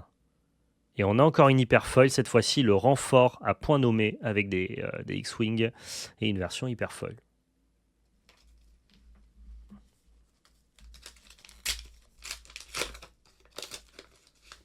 Bon, on se régale là. Tu vois, c'est un bon retour sur Star Wars Unlimited. Je suis hyper content de pouvoir vous ouvrir des petits produits. Je vous proposerai des petits gameplays et tout. On va bien s'amuser. Alors, ça restera toujours, attention, que les gens ne se méprennent pas, du contenu très généraliste hein, sur la chaîne ValetPL. Nous, on parle de tous les TCG. Donc, on essaye quand même d'en parler, surtout sous le prisme d'une vision globale TCG, multi-TCG, passionné, mais pas forcément pointu. Pour des vidéos plus pointues, il y a plein de contenus en français sur Star Wars qui feront très bien l'affaire, évidemment, quoi. On a une petite légendaire de plus ici, faites décoller la chasse qu'on a déjà vue. Et on a une légendaire foil, c'est notre deuxième booster à double légendaire, avec le Starhawk qu'on a déjà eu aussi, évidemment, mais on prend, c'est toujours des légendaires de plus. Donc quand je vous dis qu'on va vous parler de Star Wars, au même titre que l'on vous parle de tous les autres TCG sur la multi, c'est-à-dire des affrontements compétitifs, mais surtout par le prisme de l'enthousiasme, c'est-à-dire faire des affrontements avec d'autres créateurs de contenu, toujours proposer un affrontement sur les decks d'initiation qui sortent dans chaque set, parce que c'est important de voir aussi quel est le point d'entrée du jeu, toujours en parler de manière hyper régulière dans le podcast multi-TCG, et toujours vous proposer un unboxing à la sortie de chaque set. Ça, c'est comment dire, le minimum de ce que vous aurez. Et puis après, par contre, ça peut aller jusqu'à aussi un petit retour, un petit report de tournoi, si jamais je participe à un tournoi. Mais ça, c'est du plus en fonction que j'ai du temps, en fonction du temps pardon, que j'ai à allouer aux différents sites TCG que je consomme. Parfois, peut-être des vidéos collections. On verra. Tu sais quoi, on se laisse le choix dans la date, comme on dit, sur Star Wars. Je suis juste très content de pouvoir m'y remettre et je vais kiffer ça à mon rythme. Le renfort en scellé, c'est strong. Ah ouais, donc notamment pour les AP.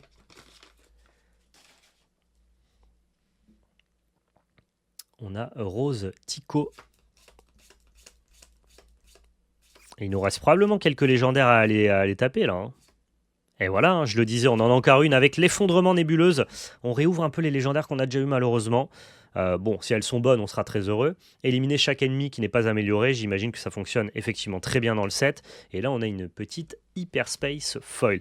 Il nous reste 5 boosters. Je suppose qu'on va encore pouvoir trouver une ou deux légendaires peut-être. Si on prend en compte que les boosters double légendaires sont hors ratio, on devrait pouvoir avoir nos 4 ou 5 légendaires classiques, quoi. Ce qui ferait d'ailleurs de cette boîte une boîte hyper bien fournie, hyper velue comme on dit. Ok, on a Sidon Itano, Amiral Yularen. Ah, les showcase, c'est oui, c'est une toutes les 6 boîtes. Donc forcément, c'est effectivement très difficile à trouver, ouais, les showcase leaders. Mais alors, c'est très bien. Moi, j'adore les showcase. Ce sont des belles cartes et je serais très content d'en ouvrir. Dans le fait que je me réinvestisse dans le jeu compétitivement, je préfère ouvrir plein de bonnes légendaires qu'une showcase. C'est pour ça que là, j'appelle surtout les légendaires plus que la showcase finalement. Ok, on a une nouvelle base à 33, celle-là. Ah oui, d'accord. La taille minimale de votre deck est augmentée de 10 cartes. Ouah, de 10 cartes. Donc du coup, tu joues plus à 50, tu joues à 60. Et inversement, au lieu de gagner en consistance, là, tu dilues beaucoup ton plan de jeu. Alors à moins que la card quality de ton deck soit hyper bonne et que tu sois intéressé par le fait de monter à 60, je suis pas sûr que l'effet soit hyper intéressant. Mais c'est hyper malin d'avoir fait des bases à 27 et à 33 qui trichent avec le core gameplay du jeu. Encore une fois, un très bon point pour Star Wars Unlimited. Ça fait partie des trucs que les autres TCG font pas, qui est hyper novateur. Et ça, c'est un genre de design qui mérite d'être mentionné dans les TCG Awards de 2025. J'adore énormément. J'adore énormément. Et ici, on a une magnifique hyper foil avec le Spire Spray, pardon, acharné.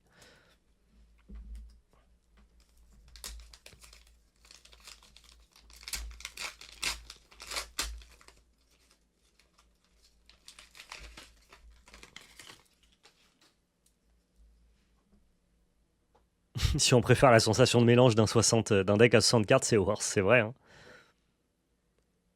Allez, fais ton petit focus là. Voilà. Allez, récalcitrante malheureusement.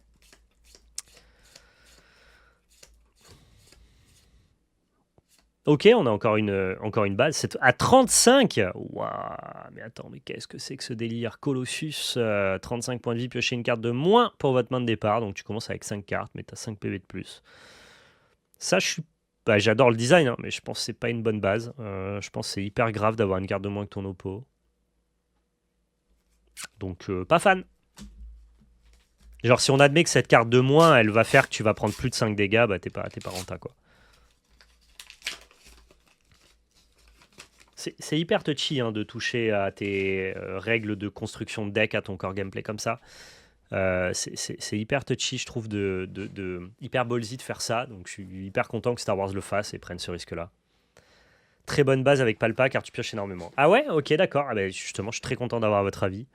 Je me disais que ça pouvait être giga grave d'avoir une carte en main. Effectivement, si un deck ne souffre jamais de value, mais souffre seulement de tempo, dans le sens où il se fait toujours prendre de vitesse et meurt souvent avec plein de cartes en main. Et la problématique, c'est pas le nombre de réponses qu'il a, mais le timing auquel il est censé les avoir.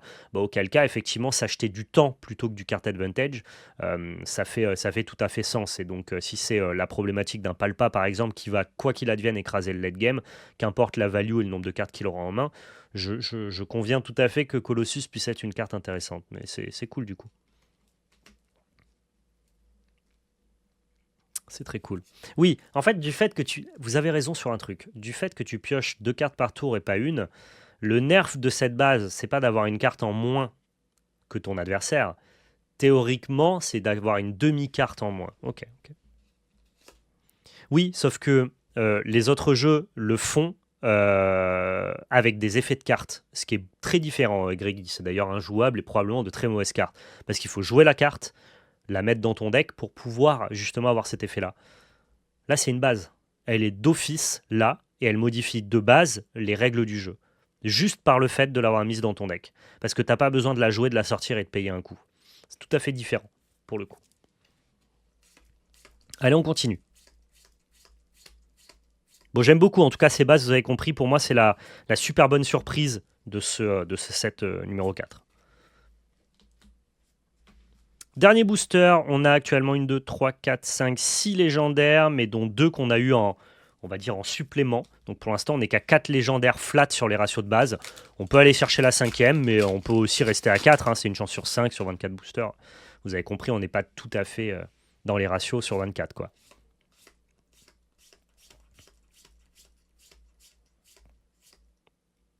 Et ici, ça sera une rare et une commune, malheureusement. Nous n'aurons pas plus de légendaires que ça dans ces boosters. je vous montre ici toutes les légendaires qu'on a eues. Donc l'effondrement de nébuleuse, le Starhawk, le fait de décoller la chasse, le bombardement planétaire, le Radiant 7 et enfin le Shadowcaster. Alors, si je dois analyser un petit peu cette ouverture, en quantité, encore une fois, on est content. En qualité, on peut beaucoup mieux faire parce que sur les 4 hits, on n'en a ouvert qu'un.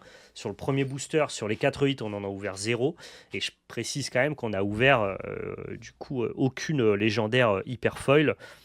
On a quand même, cela dit, ouvert une petite légendaire foil, donc pourquoi pas. Je trouve qu'on est quand même sur une ouverture mitigée. Voilà, mitigée. Après, peut-être, ça c'est la puissance de Star Wars, il y a certaines cartes qui se révèlent après la sortie du set et qui rendront peut-être mon ouverture bien meilleure après coup, notamment si certaines cartes qui n'étaient pas très attendues deviennent jouées, et auquel cas, c'est banger. C'est ce qui s'est passé notamment dans le set 1, dans le set 2, donc pourquoi pas.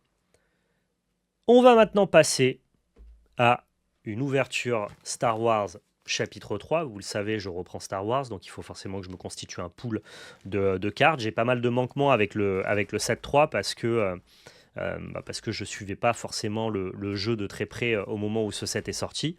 Donc voilà, je me suis pris une petite display. On va découvrir ça tous ensemble.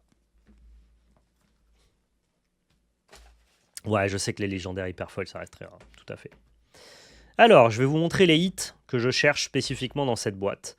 On va d'abord enlever tous les hits du set 4.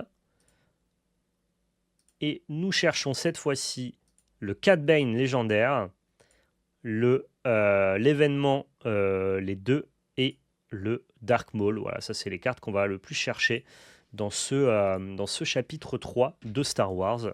On est parti. Merci Kaishiko pour le Prime.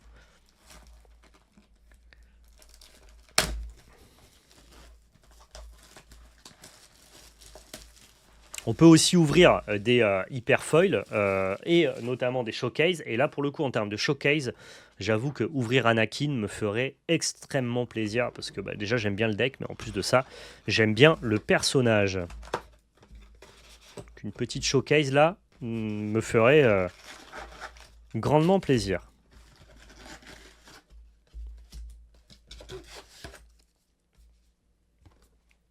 On est parti. Est-ce que vous avez toujours un peu de son? Vous voulez qu'on aille voir si vous avez toujours un peu de son?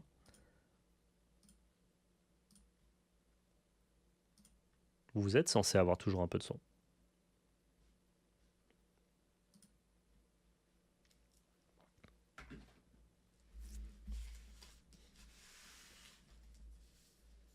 C'est parti.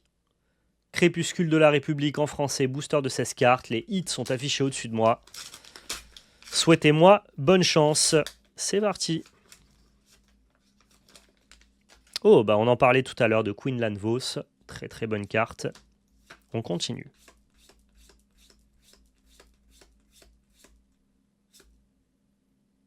Première carte, première légendaire. Et c'est le Ki-Adi Mundi, qui est une très bonne légendaire. Je ne l'ai pas mis dans les hits, mais c'est probablement la 4e carte que j'aurais sortie, que j'aurais mis dans les hits. On a une 5-7 pour 5 avec de très bonnes stats, qui a le trait force, qui est hyper intéressant, et en coordination, donc quand un adversaire joue sa 2e carte à chaque phase, vous pouvez piocher 2 cartes. Coordination, c'est un effet qui se déclenche quand vous avez d'autres alliés, d'autres créatures sur votre board. Et ici, une petite version foil. Ok, très bien pour le Ki-Adi. Ça fait partie des très bonnes légendaires à ouvrir.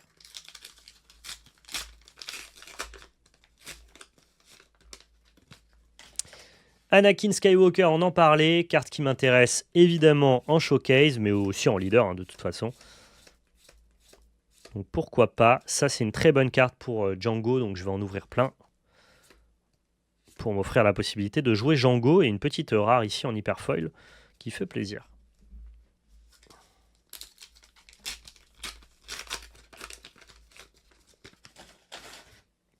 Oh, on a une version showcase de Django. Showcase, pas du tout. Hyper space de Django, donc très sympa. On est preneur tout à fait. Ici, on arrive sur une rare avec Pris entre deux feux et les frères de cuve. Il faut savoir que le taux de drop des légendaires au 7-3 n'a pas été augmenté comme au 7-4, donc on devrait ouvrir globalement un peu moins de légendaires. C'est pour ça qu'on aimerait vraiment ouvrir un des hits. Même Maul, c'est un semi-hit, quoi. Les vraies 2 bonnes cartes sont Cat Bane et voilà qu'ils sont 2.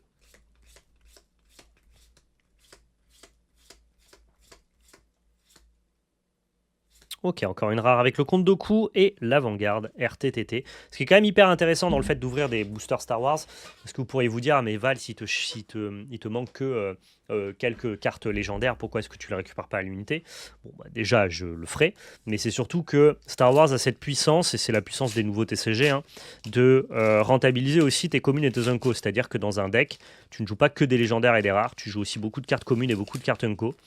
Des TCG plus anciens sont pas hyper comment dire propices à ça, mais des TCG plus récents font quand même bien le job pour que ça soit le cas. Et donc finalement ouvrir des boîtes, ça te permet quand même de récupérer un pool de cartes hyper intéressant et que tu vas finir par jouer aussi quoi.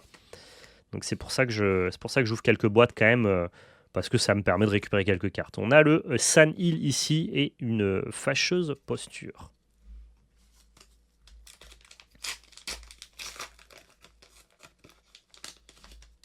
Tu as eu 4 Bane en 5 boosters et Kiadi Mundi. Bah, bien joué à toi, Karklin. Très très fort. On avait Mace Windu ici en leader. Qui est malheureusement pas très fort, pas très joué. Légendaire. Ahsoka Tano, qui est une 3-4 pour 3, qui a le trait force. Cette unité gagne embuscade tant que vous contrôlez moins d'unités, tout simplement, qu'un adversaire. Et pour 2 en action, on peut envoyer cette unité et chaque amélioration sur elle dans les mains de leur propriétaire. Ok.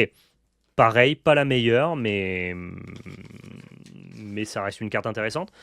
Décevant qu'elle n'ait pas 5 en défense, hein. La plupart des bons drop 3 du jeu sont des 3-5. Là, le fait qu'elle soit 3-4, je pense, la nerf un peu quand même.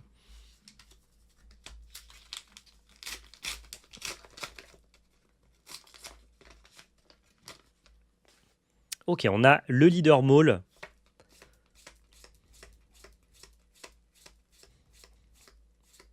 Rare ici avec Requérir le Sénat. Rare avec Exécuter l'ordre 66. Et Hyper Foil avec Assage Ventress. Très très stylé.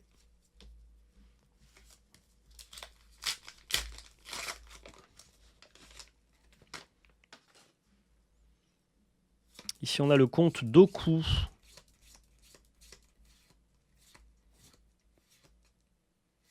Oh, let's go. On a eu un 4 Ben, on a eu un des hits. On a fait le job dans cette display avec ce 4 Ben. Donc lui, il est 7-7 pour 7. Une fois joué, cette unité capture jusqu'à 3 unités ennemies non leader, dont la somme des PV restants est de 8 ou moins. C'est hyper violent. Et en attaque, le joueur défenseur peut secourir une carte qu'il possède gardée par cette unité. Mais dans ce cas, vous piochez 2 cartes. Vous avez bien évidemment la possibilité de ne pas attaquer pour pouvoir conserver les unités que vous avez capturées. C'est une carte qui est hyper forte. Hyper forte. Cat Bane, qui est joué notamment dans certains sides. J'aime beaucoup, et ici on a une petite rare. Donc je suis content d'avoir ce Cat Bane, il fallait que j'en récupère au moins un ou deux. C'est chose faite.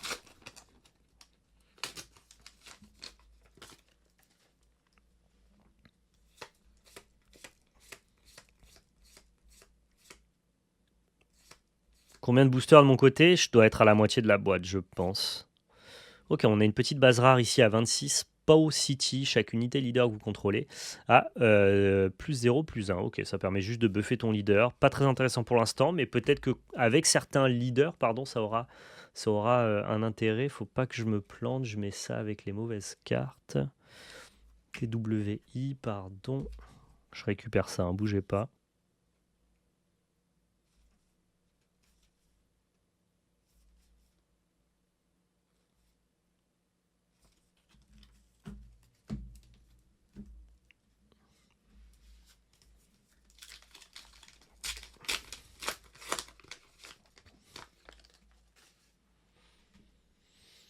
Allez, on continue ici avec Nut Gunray en leader.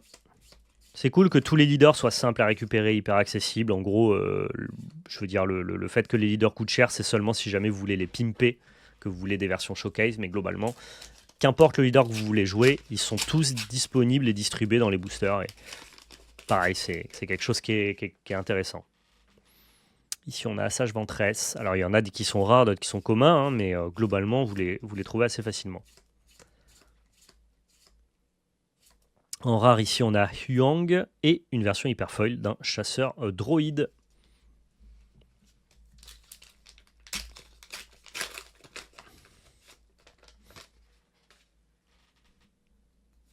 C'est parti. Une rare à choper en x1, c'est facile. Ouais, relativement. Ouais. Alors attention, après, tu dis c'est facile, et puis après, on n'arrive pas à la choper, mais normalement, c'est censé être facile. Attention, on a une légendaire foil derrière, c'est Assaut à la Pyrrhus. Pour cette phase, chaque unité amie gagne une fois éliminée, infliger 2 dégâts à une unité ennemie pour 3. Alors, je n'ai pas vu cette carte être jouée, je ne suis pas certain qu'elle soit hyper puissante. En plus, c'est une carte double vert, donc une carte commandement, qu'on va la plupart du temps jouer du coup pour 5 si jamais on veut la jouer, parce que c'est rare qu'on joue mono vert, mais bon, bah la carte existe, mais c'est probablement pas du tout un des meilleurs hits à avoir dans le set. Ah, franchement, là, je demande toujours plus de légendaires, évidemment, mais le fait d'avoir eu 4 Bane, c'est déjà très bien, honnêtement. On a un sabre général et une canonnière ici.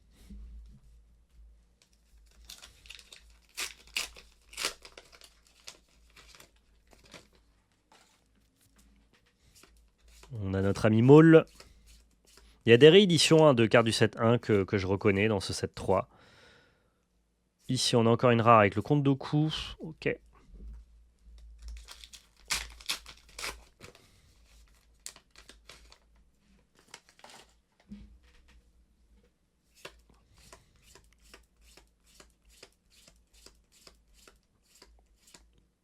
On a Sly Moore ici, qui est une rare. On a encore une légendaire cette fois-ci, c'est Gore. Ok. Alors, je ne sais pas si elle est bien celle-là, mais elle coûte hyper cher. En gros, pour 12, vous avez une 7-7. Il est séparatiste et créature. Il a valorisation 3. Le chat va m'expliquer ce que c'est parce que je ne le sais pas. Sentinelle, c'est que globalement, on est obligé de passer par lui au lieu d'attaquer la base. Embuscade, c'est qu'il a littéralement la célérité quand il s'agit d'aller taper des personnages adverses. Et il a le débordement, c'est-à-dire que tous les dégâts supplémentaires qu'il pourrait infliger en tuant une créature sont infligés à la base. Donc la carte est hyper forte. Par contre, je ne sais pas ce qu'est valorisation 3. Et ça doit probablement aiguiller la jouabilité ou pas de la carte. Je ne l'ai jamais vu jouer, donc j'imagine que c'est pas très fort, mais bon, c'est une légendaire de plus, on est preneur. Hein. Voilà, je pense que le chat va nous apporter la réponse de ce qu'est la valorisation. Mais oui, dans les decklists compétitifs que j'ai vu passer, pas de gore à l'horizon. J'imagine que c'est un moyen de réduire son coût, valorisation 3, ou alors d'augmenter ses stats. Ok. Tu sacrifies une créa amie, la carte coûte 2 de moins. Et donc valorisation 3, je peux sacrifier 3 créatures amies pour que la carte coûte 6 de moins. Mais il faut que je sacrifie 3 cartes. Donc 3 créatures pour jouer une 7-7 pour 6. Ah, c'est pas du tout worse. C'est pas du tout worse. Enfin, c'est difficile en tout cas.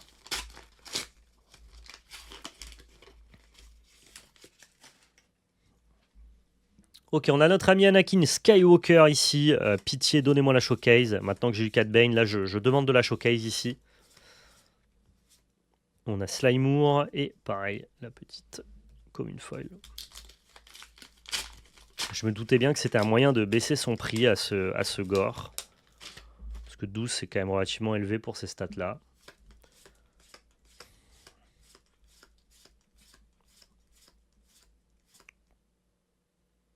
En rare, on a la bête de Zilo et la rune Hako.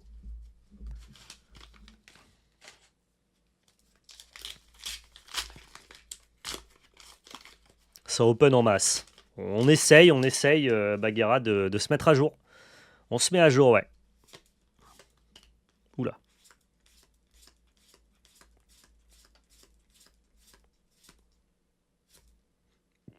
Pardon, en rare, on a Kalani et le délégué Véhémente.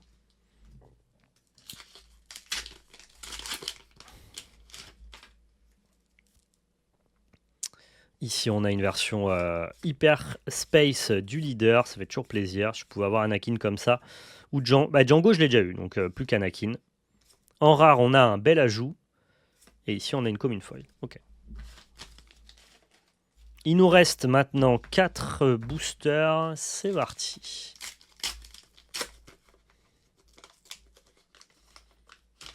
Un petit hit de plus ou une petite showcase. Le pain ne serait pas mangé comme on dit. On a Obi-Wan Kenobi. Je savais même pas qu'il y avait un leader Obi-Wan. Il doit visiblement pas être très fort. Vu que je ne l'ai pas vu passer. Il se déploie pour 6 ressources et pas pour 5. C'est peut-être ça aussi qui explique. Ceci explique cela. Je peine à faire le focus. Attendez, c'est peut-être parce qu'il capte des cartes.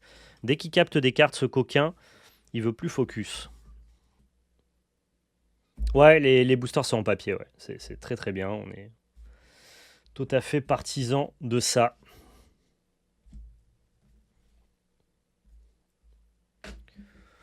Voilà, on devrait plus avoir de problème de focus. En gros, il faisait le focus sur le tas de cartes montant, et donc forcément, c'était compliqué pour lui de focus une carte qui était moins haut en hauteur que le tas de cartes qui était à côté. Là, normalement, on n'aura plus de problème de focus. Il n'y a que ça sur mon tapis. Ok, on a Bo-Katan, Kryze et le Kraken. Ça marche. Il nous reste 3 boosters.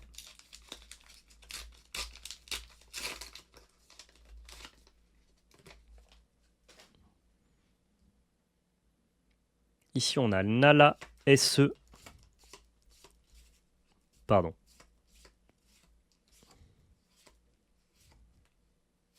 En rare, on a démasqué la conspiration et le commandement motivant. Très bien. 2 derniers boosters, attention.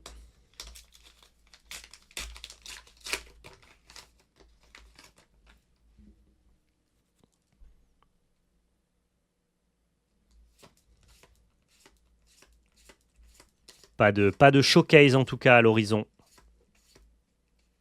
Et on a ici la consolidation du pouvoir et l'escadron de chasseurs de tête. Et c'est le dernier booster, c'est notre ultime chance de peut-être repartir avec mon Anakin Showcase tant espéré. Si j'ouvre Anakin Showcase, je le joue quoi qu'il advienne. Genre, c'est sûr. Donc voilà, c'est maintenant le jeu.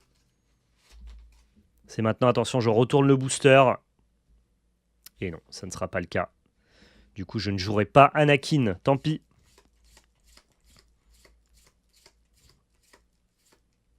Est-ce qu'on peut faire une petite légendaire? Non, ça sera une rare et une rare foil avec double égalisé ici. Bon, vous l'avez vu, hein, le compte de légendaire, c'est beaucoup plus faible. On a eu ici 5 légendaires, dont une foil, donc qui est hors ratio, mais 4 légendaires, ce qui est un ratio déjà très correct à l'époque, mais qui est plus bas que le ratio des légendaires du 7-4. Le 4 Bane est un très bon hit.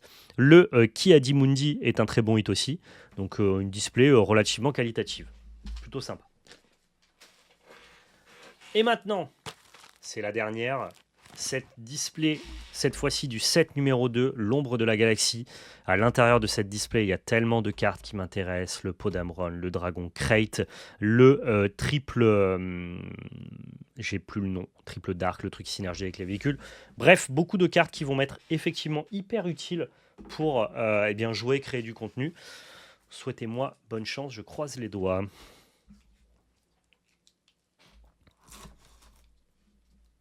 Triple Dark Raid, merci. Donc je le rappelle, hein, je répète, ces displays, le set numéro 2 et le set numéro 3, ne m'ont pas été offertes par Asmodée. Ce sont des achats sur mes deniers personnels. Ce sont seulement les displays du set numéro 4 qui, elles, m'ont été offertes dans le cadre de mon sponsoring, mon partenariat. Tu nous mets pas les hits pour ce set, mais bien sûr que si. Mais bien sûr que si, je vous mets les hits.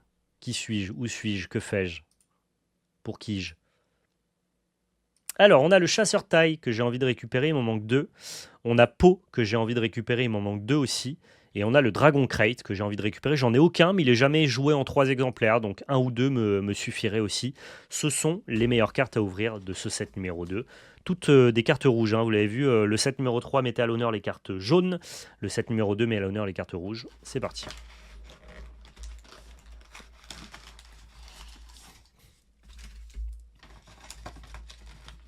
On était sur un set que j'ai adoré en termes de flavor, hein, que j'ai valorisé notamment dans les TCG Awards. L'ombre de la galaxie, le fait qu'il y ait des chasseurs de primes, la pègre, le fait qu'on mette des primes sur les unités, qu'il y ait de la contrebande avec le fait que les cartes reviennent. De tes ressources pour être joué. C'est un set qui a peut-être pas autant plu que ce qu'il aurait dû plaire. Je sais pas si c'est clair. En tout cas, en termes de flavor, d'énergie, de ce qu'il raconte, de mécanique de gameplay, euh, qui assimile un univers de Star Wars dans du jeu, en fait, tout simplement. Je trouve que l'ombre de la galaxie, c'était un immense banger. Ouais. C'est parmi les 7 les mieux designés, quoi. On est parti. Hop là. On commence tout de suite. Souhaitez-moi bonne chance. Pareil, on veut de la légendaire. Si je devais chercher une showcase, j'ai ouvert déjà une showcase dans Ombre de la Galaxie, avec donc le Boba Damio à l'époque. Euh, Qu'est-ce que je chercherais comme showcase? Rey ou Kylo? Kylo Ren ou Rey, j'aime bien. Plutôt Kylo, j'irais. Mais sinon, en légendaire, vous avez les hits au-dessus de ma tête. Ok, on a donne libre cours à ta colère, autorité légale. C'est hyper fort la contrebande. C'est hyper fort Kayuko. En tout cas, il y a beaucoup de jeux qui vont profiter de cet effet-là, oui, tout à fait. Han Solo que j'ai joué au Master TCG. Et merci pour la belle magie, Anatole Clotaire. Ok, on a le retour de Palpatine et le passager clandestin.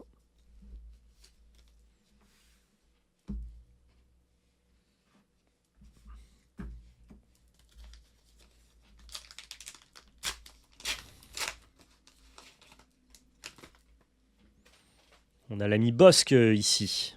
On continue.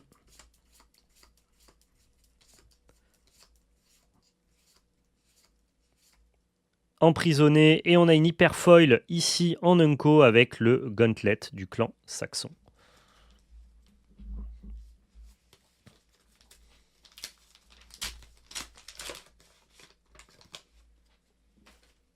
Le Boba Fett que j'ai eu la chance d'ouvrir en showcase, c'est d'ailleurs disponible sur internet, sur Valepel Multi-TCG. Ok, on a Miggs Mayfeld et une affichée, une prime. Ok.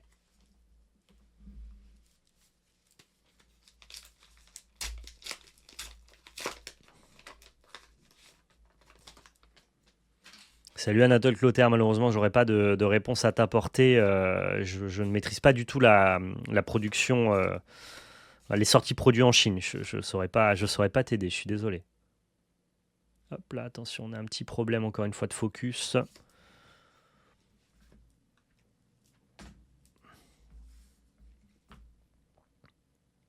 Voilà. On a une Quira. C'est vrai qu'il y a aussi des DJ. Hein. En fait, il y a plein de légendaires que j'ai envie d'ouvrir. Je ne l'ai pas mis dans les hits, mais DJ me ravirait. Hein.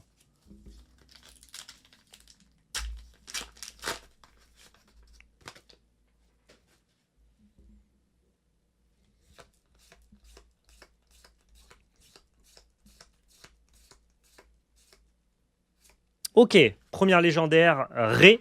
C'est pas celle que je cherche. On a une 4-7 pour 5. Lorsque vous jouez cette unité, ignorez la pénalité affinité si vous contrôlez un Kylo Ren. Ok, donc on peut la jouer aussi du côté infamie si jamais notre leader est un Kylo Ren par exemple. Et en attaque, on peut soigner de 2 dégâts une unité. Si c'est une unité non héroïque, donnez-lui un jeton bouclier.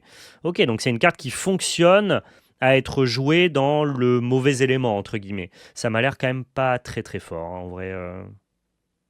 Les stats sont bonnes, mais je crois qu'on va jamais essayer de mixer ça avec Kylo Ren, ça paraît trop complexe. Peut-être que je me trompe, corrigez-moi dans les commentaires. Encore une fois, j'ai soif de Star Wars, d'apprendre et de savoir. Je fais mon parcours initiatique sur Internet, hein. Donc je me renseigne, mais sur des questions qui sont un peu plus de l'ordre du détail, des cartes que notamment je ne vois pas dans les listes compétitives, je n'ai pas tout le temps le tenant et les aboutissants du pourquoi, du comment la carte n'est pas hyper jouée, quoi.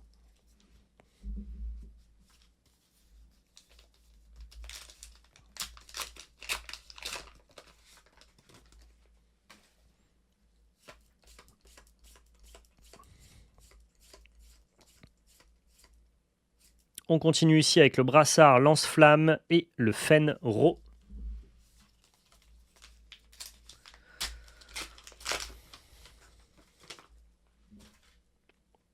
On a Lando Calrissian.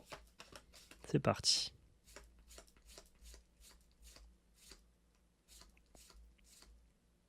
le petit taille fantôme qui est une très bonne carte, choisir un camp et le transfuge du cartel. J'adore ce taille fantôme. Déjà, il est magnifique. Et en plus de ça, c'est une unité qui est vraiment genre, c'est le caillou dans ta botte, quoi. Ok, on a la Mirée ici,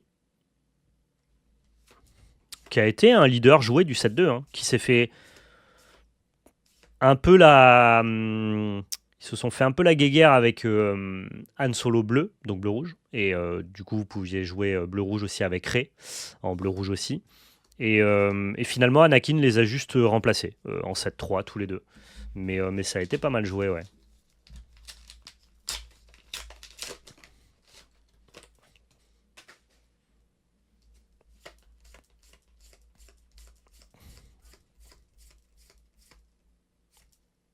On a Zori Bliss, qui est une bonne carte que j'ai vu jouer notamment dans certains decks Han Solo.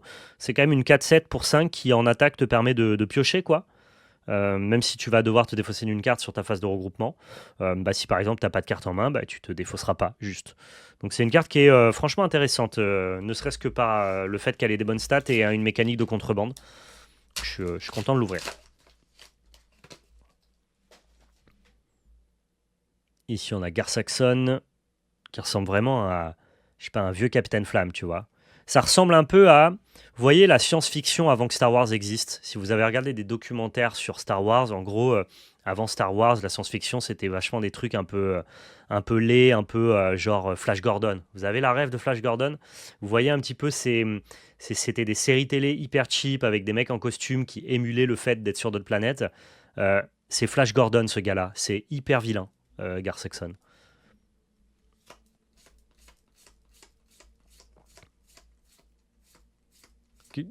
Il faut regarder des reportages pour savoir ça, mais à l'époque où Star Wars sort, la science-fiction, c'est ringard, de fou. C'est hyper ringard, hyper cheapos. Il n'y a pas de science-fiction en mode de blockbuster, tu vois, ne serait-ce même que le concept de blockbuster, finalement, c'est assez tardif dans notre histoire.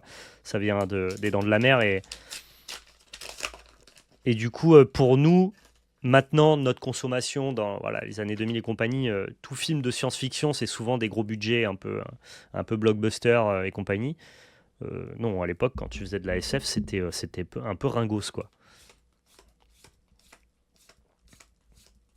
Et ben cette carte-là, elle illustre bien le côté bien ringasse, bien ringos de l'époque, je trouve. Ok, on a un gentil géant, très sympathique. Let's go. On continue. Il nous reste encore quelques petits boosters. Pour l'instant, on n'a ouvert qu'une seule légendaire, donc on est encore en dessous des ratios. C'est parti.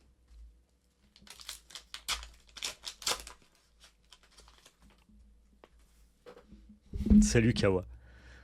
Bah écoute, à partir de maintenant, il y aura un peu plus de contenu Star Wars, donc ça sera moins rare et donc moins disséminé, moins dispatché.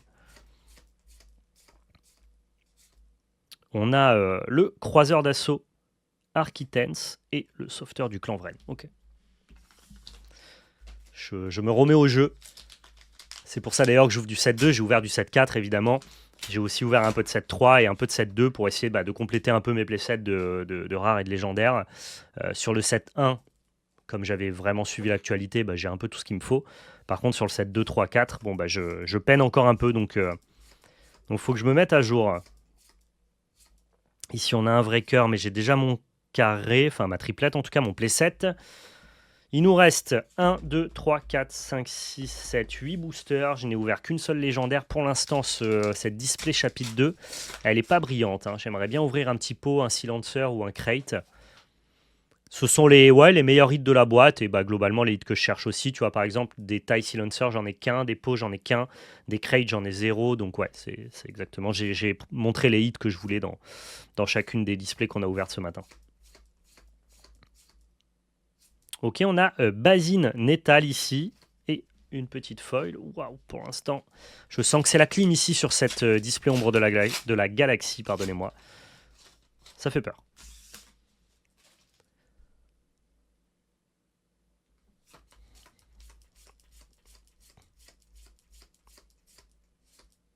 Ok, super, ça fait partie des hits, je l'avais pas noté parce que c'était pas une légendaire, mais ça, il m'en manque deux, Assaut Triple Ténèbres, donc là j'ai une version en plus Hyper Space qui est hyper belle, qui va me permettre d'aller chercher un véhicule dans le top 7 de mon deck et de baisser le coût de ce véhicule de 5.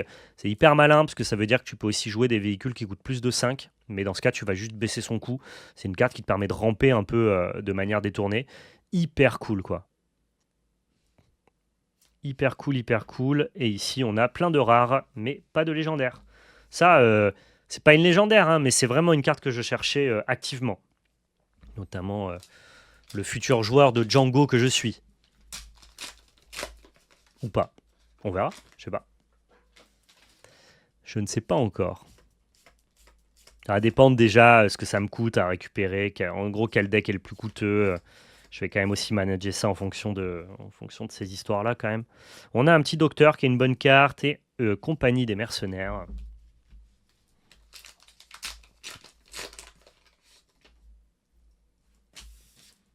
On a notre ami Boba Fett, le Daimyo, qui est très loin du Boba du set 1 pour le coup. Ah, une légendaire, ça y est. Oh non. Oh non, la clim. Regardez, la seule autre légendaire que j'ai pour l'instant. Oh la clim.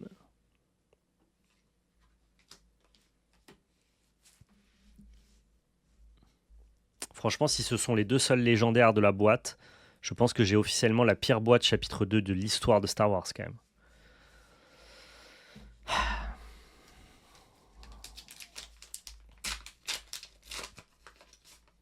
Bon, elle est plus rincée dans le TCG que dans les films. Hein.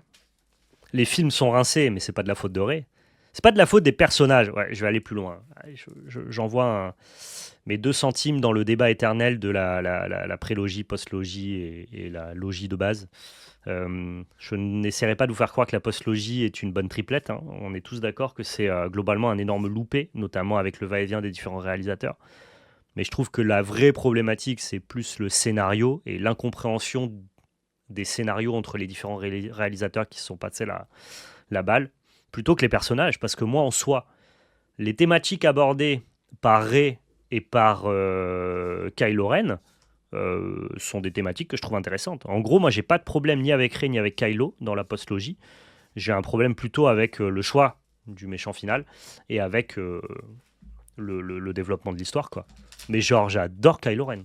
Je trouve que c'est hyper intéressant, justement, de, pour une fois, nous montrer un site qui, un peu à l'instar de Dark Vador dans Le Retour du Jedi, parce qu'en fait, ça a déjà été rapidement traité avec Vador dans le film numéro 3, mais ce site qui est en fait attiré par la lumière, tu vois. Et c'est hyper drôle. On a toujours vu des Jedi qui résistaient au côté obscur, mais en fait, non, il y a aussi des Sith qui résistent au côté lumineux. Et c'est un peu la croix que porte Kylo Ren. Et que, en soi, je trouve que c'était un propos qui était hyper cool, tu vois. Donc, j'ai pas trop de haine envers Rey et Kylo pour le coup. Oh, super, DJ. Ça, c'est une bonne légendaire, il nous en fallait.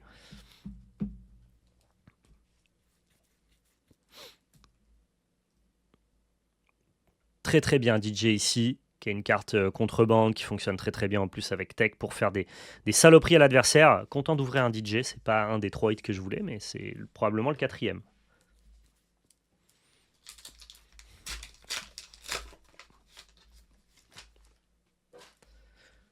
Bon, après, voilà, les débats Star Wars sur les films, les séries et compagnie, c'est toujours compliqué parce qu'il y a des fans et donc dès lors que les gens sont fans, et on ne le leur demande pas, on n'a pas à être objectif. Quand on est fan, on a le droit d'être tout à fait fan dans toute la subjectivité que ça apporte. Je suis pas sûr d'être totalement objectif sur un truc comme Naruto, ou, tu vois, quand on a des préférences vraiment très ancrées qui nous ont même peut-être même parfois euh, construit, tu vois. Bon, on te demande pas d'être objectif, on s'en fout, tu vois. Et donc subjectivement, il y a des gens qui adorent ou qui détestent des trucs de Star Wars, c'est hyper délicat ces débats-là, tu vois. En tout cas, tu convaincs très rarement les gens, qu'importe les arguments que tu peux apporter.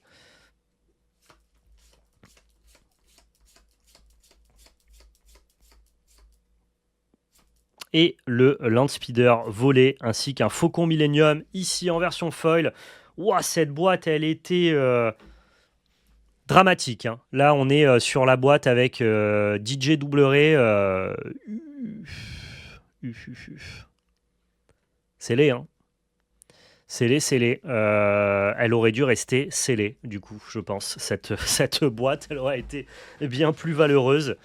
Bon, bah, c'est la vie. On a essayé, on a essayé. Je suis très content quand même d'avoir pu faire ces petits unboxings. Ça participe aussi, entre guillemets, à lancer, à fêter ma remise, ma reprise sur le jeu.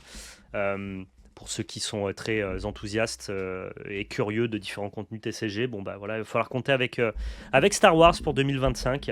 Je vais du coup, moi, trier tout ça, ranger tout ça, regarder un petit peu quels sont les decks qui émergent et faire mes petites emplettes, parce que j'ai quand même pas mal de cartes à l'unité à aller chercher pour compléter tout ça. Mais, avec ces ouvertures, on a quand même déjà réduit un petit peu le pool de cartes qu'on cherchait. J'ai quand même beaucoup de chance. En vrai, je suis très heureux d'avoir gardé mes cartes du set 1 parce que si j'avais dû aussi récupérer les cartes du set 1, ça aurait été très difficile pour moi de consommer vraiment le jeu, en tout cas d'aller jouer en boutique avec des decks compétitifs. Là, le fait d'avoir une grosse base set 1, ça me demande d'agrémenter avec du set 2, 3, 4, mais globalement, quasiment toutes les légendaires du set 1 sont des bonnes cartes. Là où c'est quand même plus isolé, il faut aller piocher un petit peu dans les autres sets.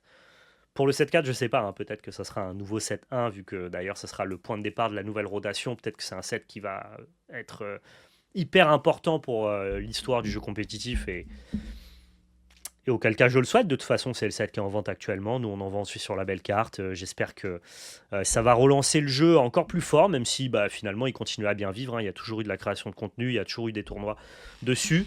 Je lui souhaite un très bel avenir et je suivrai ça de beaucoup plus près que ce que j'ai pu suivre sur la fin de l'année 2024. Merci à tous d'avoir regardé cette vidéo. Si jamais vous êtes sur YouTube, n'oubliez pas, hein, le partage, le pouce bleu, l'abonnement, le commentaire pour tenter de remporter le bon d'achat de 80 € évidemment. Et merci à tous ceux qui sont sur Twitch d'avoir regardé cette petite matinée. Ça me tenait vraiment à cœur de partager ce nouveau point de départ avec vous et j'espère que ça vous a plu, que vous avez passé un bon moment. Excellente journée à tous, prenez soin de vous et surtout n'oubliez pas, c'était de la belle magie. Ciao tout le monde, à plus.